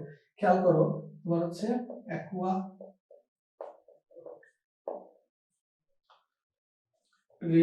সেটা কি দ্বারা তৈরি? তোমার হচ্ছে কি প্রথমত আমরা তো জানি HCl আর হচ্ছে HNO3 এই দুটা দ্বারা তৈরি, কিন্তু কত মোল কোনটা খেয়াল করো। উদরপিণ্ড ভূদরগাড়ে এই যেরকম একটা কথা বলা হতো না যখন 9-10 তোমরা হচ্ছে সমীকরণ সমাধান করতে কেমিস্ট্রি ক্ষেত্রে, তো সেই জিনিসটা অ্যাপ্লাই করবে। 3 এখানে আছে না, সো এইখানে যেহেতু আছে এখানে 3 দেবো, এটা 1 দেবো। সো 1 মোল হচ্ছে নাইট্রিক অ্যাসিড এবং হচ্ছে 3 মোল হচ্ছে হাইড্রোক্লোরিক অ্যাসিডের তোমার মূলত আসলে আমাদের কি হচ্ছে এটা হচ্ছে অ্যাকুয়ারেজিয়া বা রাজ অম্ল। এটাও কিন্তু এমসিকিউ তে আসার মতো ইনফরমেশন, ঠিক আছে। আবার দেখো তোমাদের কিন্তু বেশ কিছু জিনিসপত্র আছে যেগুলো আসলে শুষ্ক করার কাজে ব্যবহার করা হয়। কি করা হয়? ডেসিকেট মানে হচ্ছে শুষ্ক করো, সো ডেসিকেটর মানে হচ্ছে শুষ্ক করো। এগুলো আশা করি মোটামুটি জানো। যেসব শুষ্ককারক যেসব এজেন্ট আছে মুখস্থ রাখবা, এবং হচ্ছে কি যেগুলো আসলে তোমার নিরোধক পদার্থ আছে সেইগুলো মুখস্থ রাখবা। এর ভিতরে স্পেসিফিকলি যেটা মনে রাখতে হবে গাঢ় সালফিউরিক অ্যাসিড এবং হচ্ছে P2O5, এই দুটো হচ্ছে শুষ্ককারক এবং নিরোধক, দুইটা এসে ব্যবহার হয়। এই তোমার হচ্ছে গাঢ় সালফিউরিক অ্যাসিড এবং হচ্ছে তোমার আসলে P2O5। সো এখানে কি করতে পারো একটা টেকনিক অ্যাপ্লাই করতে পারো, হর্স পাওয়ার। আমি কিন্তু অলওয়েজ তোমার হচ্ছে অশ্ব ক্ষমতাকে কিভাবে লিখি? এইচপি দ্বারা লিখি। আমি অলওয়েজ হচ্ছে এইচপি দ্বারা লিখি, বা এইচপি কম্পিউটার তোমাদের অনেকে আছে, আমার কম্পিউটার হচ্ছে এইচপি। সো এখানে দেখো হচ্ছে এইচ হচ্ছে H2SO4 এবং হচ্ছে তোমার P2O5, এই দুটার ক্ষেত্রে হচ্ছে কি মনে রাখবো এই দুটা হচ্ছে শুষ্ককারক এবং নিরোধক, দুই হিসাবেই ব্যবহার করা হয়। গেল গা, কাজ শেষ। এবার দেখো তারপরে আসতেছে কি আমাদের বেশ কিছু তোমাদের মনে রাখতে হবে যে আমরা যে সব হচ্ছে ডাইলুট মানে ডিলিউট যে শব্দটা আছে, ডাইলুট শব্দটা ব্যবহার করলে হচ্ছে লঘু, কনসেন্ট্রেটেড মানে হচ্ছে ঘন, এই ধরনের কথাবার্তা একটু খেয়াল রাখবা। এরপর দেখো হচ্ছে হ্যাজার্ড সিম্বল, যেটা আন্তর্জাতিকভাবে স্বীকৃত যে তোমার 10টা হ্যাজার্ড সিম্বল আছে, এইটার ক্ষেত্রে তোমরা মেইনলি খেয়াল করবা কি যে কোন হ্যাজার্ড সিম্বলের আন্ডারে কোন কোন পদার্থগুলো আছে। সো পার্টিকুলারলি এই জিনিসটা খেয়াল রাখতে হবে তোমাদের। সো এই জিনিসটা আমাদের জন্য ইম্পর্টেন্ট। যেরকম ভাবে যদি তোমাকে বলা হয় যে ক্ষতিকারক যেসব পদার্থ, এগুলোর ক্ষেত্রে কি তোমার আসলে পেইন্ট, নেল পলিশ, তারপর হচ্ছে ব্লিচিং, এইগুলো হচ্ছে তোমার আসলে সরি নেল পলিশ না, ফ্লোর পলিশ। তো এইগুলো হচ্ছে তোমার ক্ষতিকারক পদার্থ, এগুলো জাস্ট মনে রাখতে হবে, এইগুলো আমাদের জন্য বেশি ইম্পর্টেন্ট। এর বাইরে তেমন কোনো কিছু কাজে লাগবে না, যে কোন কোন ভাবে কি কি হেল্প মানে কোন ক্ষতি করতেছে না জানলেও চলবে। মেনলি কি মনে রাখবা, যে তোমাকে যদি বলা হয় যে হচ্ছে এলপিজি গ্যাস, এটা হচ্ছে কি কোন ধরনের তোমার হ্যাজার্ড সিম্বলের মধ্যে পড়ে, এইটা তোমাদের জানতে হবে। এটা আসলে কি হয়, তোমার আসলে মারাত্মক ধার্য পদার্থের আন্ডারে পড়ে। এই জিনিসগুলো তোমরা মোটামুটি খেয়াল রাখবা, তাহলে কিন্তু হচ্ছে আমাদের। দেখো তাহলে হ্যাজার্ড সিম্বলে কি মনে রাখবা, জাস্ট কোন কোন পদার্থ দ্বারা মানে কোন কোন পদার্থ কোন হ্যাজার্ড সিম্বলের আন্ডারে পড়ে, এই জিনিসটা জাস্ট তোমরা একটু মনে রাখবা। এবং দেখো ভেরি ইম্পর্টেন্ট, সেটা হচ্ছে কি কোন পদার্থের অল্টারনেটিভ হিসেবে আমরা কোন পদার্থ ব্যবহার করতে পারি। কিছু পদার্থ আছে আমাদের যেগুলো হচ্ছে পরিবেশে ক্ষতি করে, সো সেইগুলোর ক্ষেত্রে আমাদের কি করতে হবে, তাদের একটা অল্টারনেটিভ আনতে হবে। সো সেই অল্টারনেটিভের ক্ষেত্রে কি, অল্টারনেটিভের ক্ষেত্রে যেরকম ভাবে তোমার যদি আমি বলি, তোমাকে যদি আমি এখন বলতে চাই যে হচ্ছে যে বিউটানল মানে বিউটেন টু অল। সো দেখো বিউটানল যেটা টু আছে, আমি এরকমই লিখি বিউটানল টু, যেটাই থাকবে না কেন, 2 নম্বর জিনিস কি ভালো না, সো বিউটানল টু এর বদলে 1 নম্বর জিনিস ব্যবহার করো, বিউটানল ওয়ান। তারপর দেখো পটাশিয়াম আর ক্যালসিয়াম কোনটা ভালো হওয়া উচিত, পটাতে পচা, তো পটাশিয়াম না ব্যবহার করে আমরা ক্যালসিয়াম ব্যবহার করব। এরকম ভাবে যে কয়েকটা আমাদের এক্সাম্পল আছে, এক্সাম্পল গুলো মনে রাখবা, ঠিক আছে। এই জিনিসটা কিন্তু আমাদের ইম্পর্টেন্ট, যেরকম CCl4 এর বদলে আমরা হেক্সেন ব্যবহার করলাম, এই জিনিসগুলো আমাদের জন্য ইম্পর্টেন্ট, মনে রাখবা। এরপরে দেখো আসতেছে একটা জিনিস, সেটা হচ্ছে কি আমাদের বেশ মানে একটু কন্ট্রাডিক্টরি টাইপের হয়ে যায়। আমরা অলওয়েজ বলি তোমার হচ্ছে কি সোডিয়াম এবং হচ্ছে লিথিয়াম, এই দুটা জিনিস কিন্তু হচ্ছে বেশ ধার্য টাইপের একটা পদার্থ, এই দুটো হচ্ছে বেশ ধার্য টাইপের পদার্থ। কিন্তু এই ধার্য পদার্থকে আমরা এমন একটা ধার্য পদার্থের আন্ডারে রাখি, মানে হচ্ছে কি তোমার এইগুলো খুব অহিত অবস্থায় পানির সংস্পর্শে আসলেই দহন হয়, আগুন জ্বলে যায়। তখন আমরা এই জন্য এটাকে কি করি, একটা নিষ্ক্রিয় মাধ্যমে আন্ডারে রাখি, সেটা হচ্ছে কেরোসিন। মনে রাখবা কেরোসিন, কেরোসিনের তলে আসলে মূলত হচ্ছে এই পদার্থগুলোকে রাখা হয়। কেন, এর কারণটা হচ্ছে কেরোসিন একটা নিষ্ক্রিয় মাধ্যম, যদি এরা নিজেরা জ্বলে কিন্তু এরা কিন্তু আগুন জ্বালাতে পারে না। এইটা একটা ভালো কোশ্চেন, তোমাদের কিন্তু এমসিকিউ তে মেডিকেল অ্যাডমিশন টেস্টে এসে গেছে, যে নিচের কোনটি ধার্য পদার্থ, অপশনে তোমাদেরকে বলে দিই কোনটা অ্যান্সার হবে বলবা। নিচের কোনটি মানে তোমার আসলে ধার্য পদার্থ, সেটা ক্ষেত্রে হচ্ছে সরি ধার্য পদার্থ নয়, নিচের কোনটি হচ্ছে ধার্য পদার্থ নয়, অক্সিজেন, হাইড্রোজেন, তারপর হচ্ছে বিউটেন এবং হচ্ছে প্রোপেন। অক্সিজেন, হাইড্রোজেন, বিউটেন এবং প্রোপেন, কোনটা অ্যান্সার হবে তোমরা জানাবা। সো এই ক্ষেত্রে তোমাদেরকে সবাইকেই বলে দিব আমরা এই জিনিসটা, মনে রাখবা এটা হচ্ছে কেরোসিনের নিচে সংরক্ষণ করা হচ্ছে, ঠিক আছে। এবার দেখো আসি, আমাদের হচ্ছে ওই যে তোমাদেরকে অলরেডি বললাম বিউটানল টু এর বদলে বিউটানল অল, তারপর হচ্ছে তোমার পটাশিয়াম বদলে ক্যালসিয়াম ব্যবহার করবা, লেড ক্রোমেটের বদলে পটাশিয়াম তোমার আসলে কার্বনেট ব্যবহার করবা, এবং তোমার হচ্ছে কি এই ক্লোরোফর্ম কার্বন টেট্রাক্লোরাইড, ক্লোরোফর্ম জানো আমরা CaCl3, এটা তো জানি আমরা সবাই। আবার CCl4, এই দুইটার বদলে কি ব্যবহার করব, সেটা হচ্ছে আমরা হেক্সেন ব্যবহার করব, জাইলিন এবং হচ্ছে বেনজিনের বদলে টোলুইন ব্যবহার করব। ভেরি ইম্পর্টেন্সের সাথে মনে রাখবা, ঠিক আছে। একটু তোমরা যদি কয়েকবার প্র্যাকটিস করো আশা করি মনে থাকবে। এই যে সোডিয়াম এবং লিথিয়াম অ্যালুমিনিয়াম যে হাইড্রাইড যেটা আছে, এইগুলা কিভাবে ধ্বংস করা হয় কি পদার্থ দ্বারা, এইগুলাও তোমরা মনে রাখবা। এরপর দেখবা একটা তোমাদের ছক থাকবে মূলত, যে ছকটা আসলে পরিবেশের উপর কি কি ক্ষতিকর প্রভাব পড়তেছে, সেই জিনিসটা আমরা যে দাগানো পিডিএফটা মূলত দিব, সেখান থেকে তোমরা দেখে নিবা। অল্প কিছু লাইন, ওই জায়গাটা মূলত ইম্পর্টেন্ট বেশি, কিছু জায়গা আমরা এখানে দাগায় রাখছি, সেইগুলো দেখলেই হবে মোটামুটি, ঠিক আছে। সো এই জিনিসগুলা এরপরে আসলে তেমন একটা জিনিস আমাদের তেমন খুব বেশি পড়ার মতো নাই, বাট আমরা অ্যাটলিস্ট যে অ্যানালাইসিস যে পদ্ধতি আছে, অ্যানালাইটিক্যাল যে পদ্ধতি আছে, এইটার দিকে একটু ফোকাস করতে হবে। অ্যানালাইটিক্যাল কয় ধরনের, 3 ধরনের, মানে বিশ্লেষণ যেটা আছে ম্যাক্রো, মাইক্রো এবং হচ্ছে সেমি মাইক্রো। প্রথম কথা বলে রাখি, মনে রাখবা যে সব থেকে ভালো অবশ্যই যেটা সব থেকে ক্ষুদ্র জিনিস, আমরা যখনই কেমিক্যাল পদার্থ ব্যবহার করি, যত বেশি কেমিক্যাল পদার্থ ব্যবহার করছি তত বেশি কিন্তু পরিবেশের ক্ষতি হচ্ছে, কোনো সন্দেহ নেই। এখন আমাদের এখানে মনে রাখতে হবে যে পরিবেশের ক্ষতি কমাইতে গেলে পদার্থের পরিমাণ কমাইতে হবে, কিন্তু আমরা চাচ্ছি কমাইতে, সব ক্ষেত্রে কমানো সম্ভব হয় না। সব থেকে কম কোথায় হবে, অবশ্যই মাইক্রোতে, সেমি মাইক্রোতে তার থেকে একটু বেশি হবে, আর ম্যাক্রোতে তার থেকে বেশি হবে। কিন্তু আমরা যদি মাইক্রো ব্যবহার করতে যাই, তার জন্য অনেক সূক্ষ্ম টাইপের মেশিন দরকার হয়, যেটা অনেক ব্যয়বহুল এবং এটা চালানোর জন্য অনেক বেশি দক্ষতার প্রয়োজন পড়ে, যেগুলো বাংলাদেশের ল্যাবরেটরিয়ানদের নেই। সো এই ক্ষেত্রে আমরা মেনলি কোনটা ব্যবহার করি, স্কুল কলেজে কোনটা, সেমি মাইক্রো। প্রথমে এই কথা মনে রাখবা, সেমি মাইক্রো।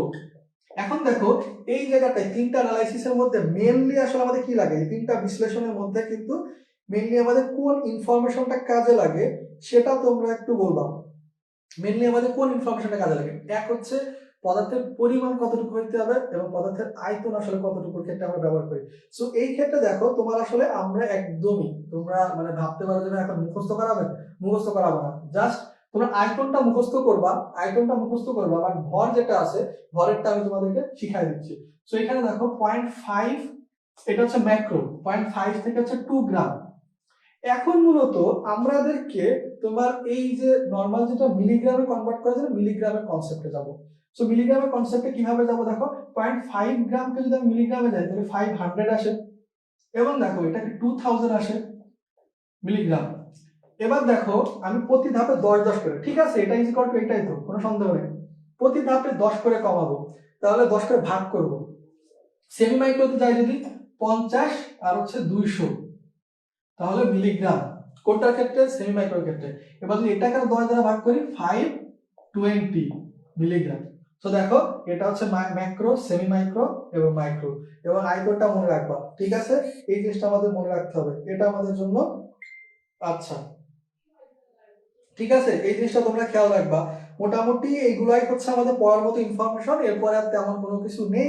এখানে তোমরা এইটুকু মনে রাখতে পারো যে আসলে আমাদের কিভাবে ফার্স্ট এইডের ক্ষেত্রে কি কি জিনিসপত্র আছে একটু দেখবা, বাট অত ইম্পর্টেন্ট না, এগুলো অত ইম্পর্টেন্ট না, এটা একটু দেখতে পারো। এর বাইরে তোমরা এটা খেয়াল করতে পারো যে আসলে কোন কোন তোমার হচ্ছে বালি টালি যেসব ব্যবহার করা হয় তোমার আসলে আগুন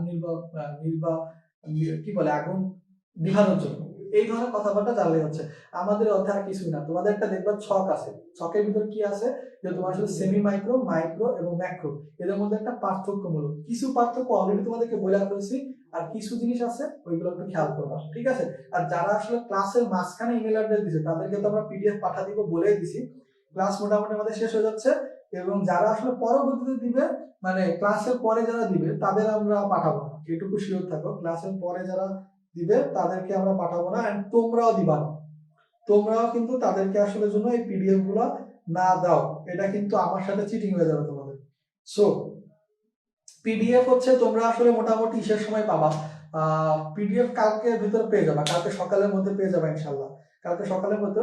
তোমাদের পিছনে যে ভাইয়াটা যে বলি আমি অলরেডি, যে ব্যাকগ্রাউন্ডে যে ভাইয়াটা আসলে তোমাদের একটা ভাই আছে যে আসলে প্রতিদিন তোমাদের এই ক্লাসের অ্যাক্টিভিটিস গুলো তোমাদের গুলো দেখে, ও আসলে জাস্ট তোমাদের ইমেল অ্যাড্রেসটা কালেক্ট করবে, সবগুলো কপি করে করে এন্ড হচ্ছে ইমেল অ্যাড্রেস গুলোতে জাস্ট সেন্ড করে দিবে, ওকে, তাহলেই হয়ে যাবে। মোটামুটি আজকে আমাদের আলোচনা এই পর্যন্ত, এবং তোমাদেরকে বলে রাখি, তোমাদেরকে দুইটা তিনটা কথা আছে। এক হচ্ছে কি, আমাদের এই পিডিএফ যারা মিস করতেছে তাদের জন্য একটা শর্ত দেওয়া যেতে পারে, তাদেরকে কোনো একটা মানে হয়তো তারা প্রথম দিন জানতো না, ভুল হয়ে গেছে, তো সেই ক্ষেত্রে যেটা হইতে পারে, তারা আসলে এই যে লাইভ আছে এই লাইভের কমেন্টে অথবা যে কোনো একটা পোস্টের কমেন্টে এসে তোমার হচ্ছে বন্ধু বান্ধব যারা 21 ব্যাচের আছে তাদের ম্যাক্সিমাম ইনভাইট দিয়ে, যত বেশি ইনভাইট দিয়ে তার স্ক্রিনশট দিবে, তাহলে তাদেরকে আমরা পিডিএফ দিব, ঠিক আছে। এবং সেক্ষেত্রে ইমেল দিতে হবে, আদারওয়াইজ দিব না, একদমই দিব না।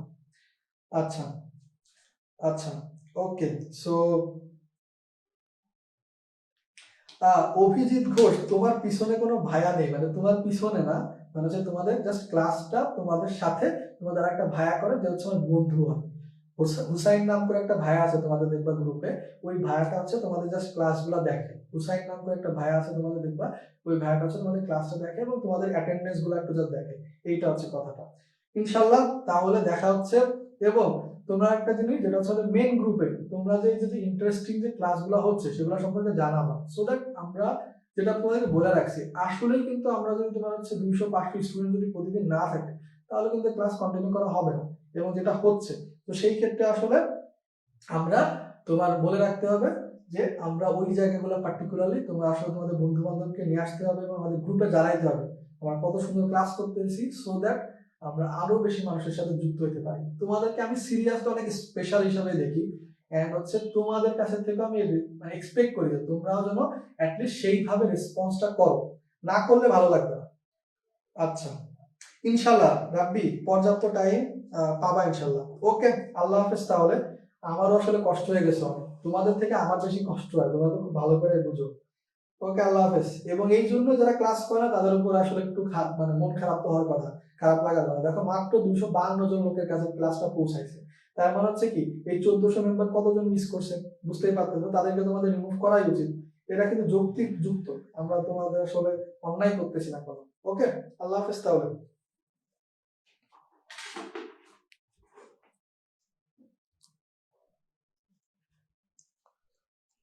ওয়ালাইকুম আসসালাম। যারা যারা তোমার হচ্ছে ই করতেছো, মানে সালাম দিচ্ছ, আর কেউ যেন আবার ভুল করে হাহা রিয়াক মিয়াক দিয়ে ফেলো না, মানে তাহলে কিন্তু আবার সমস্যা।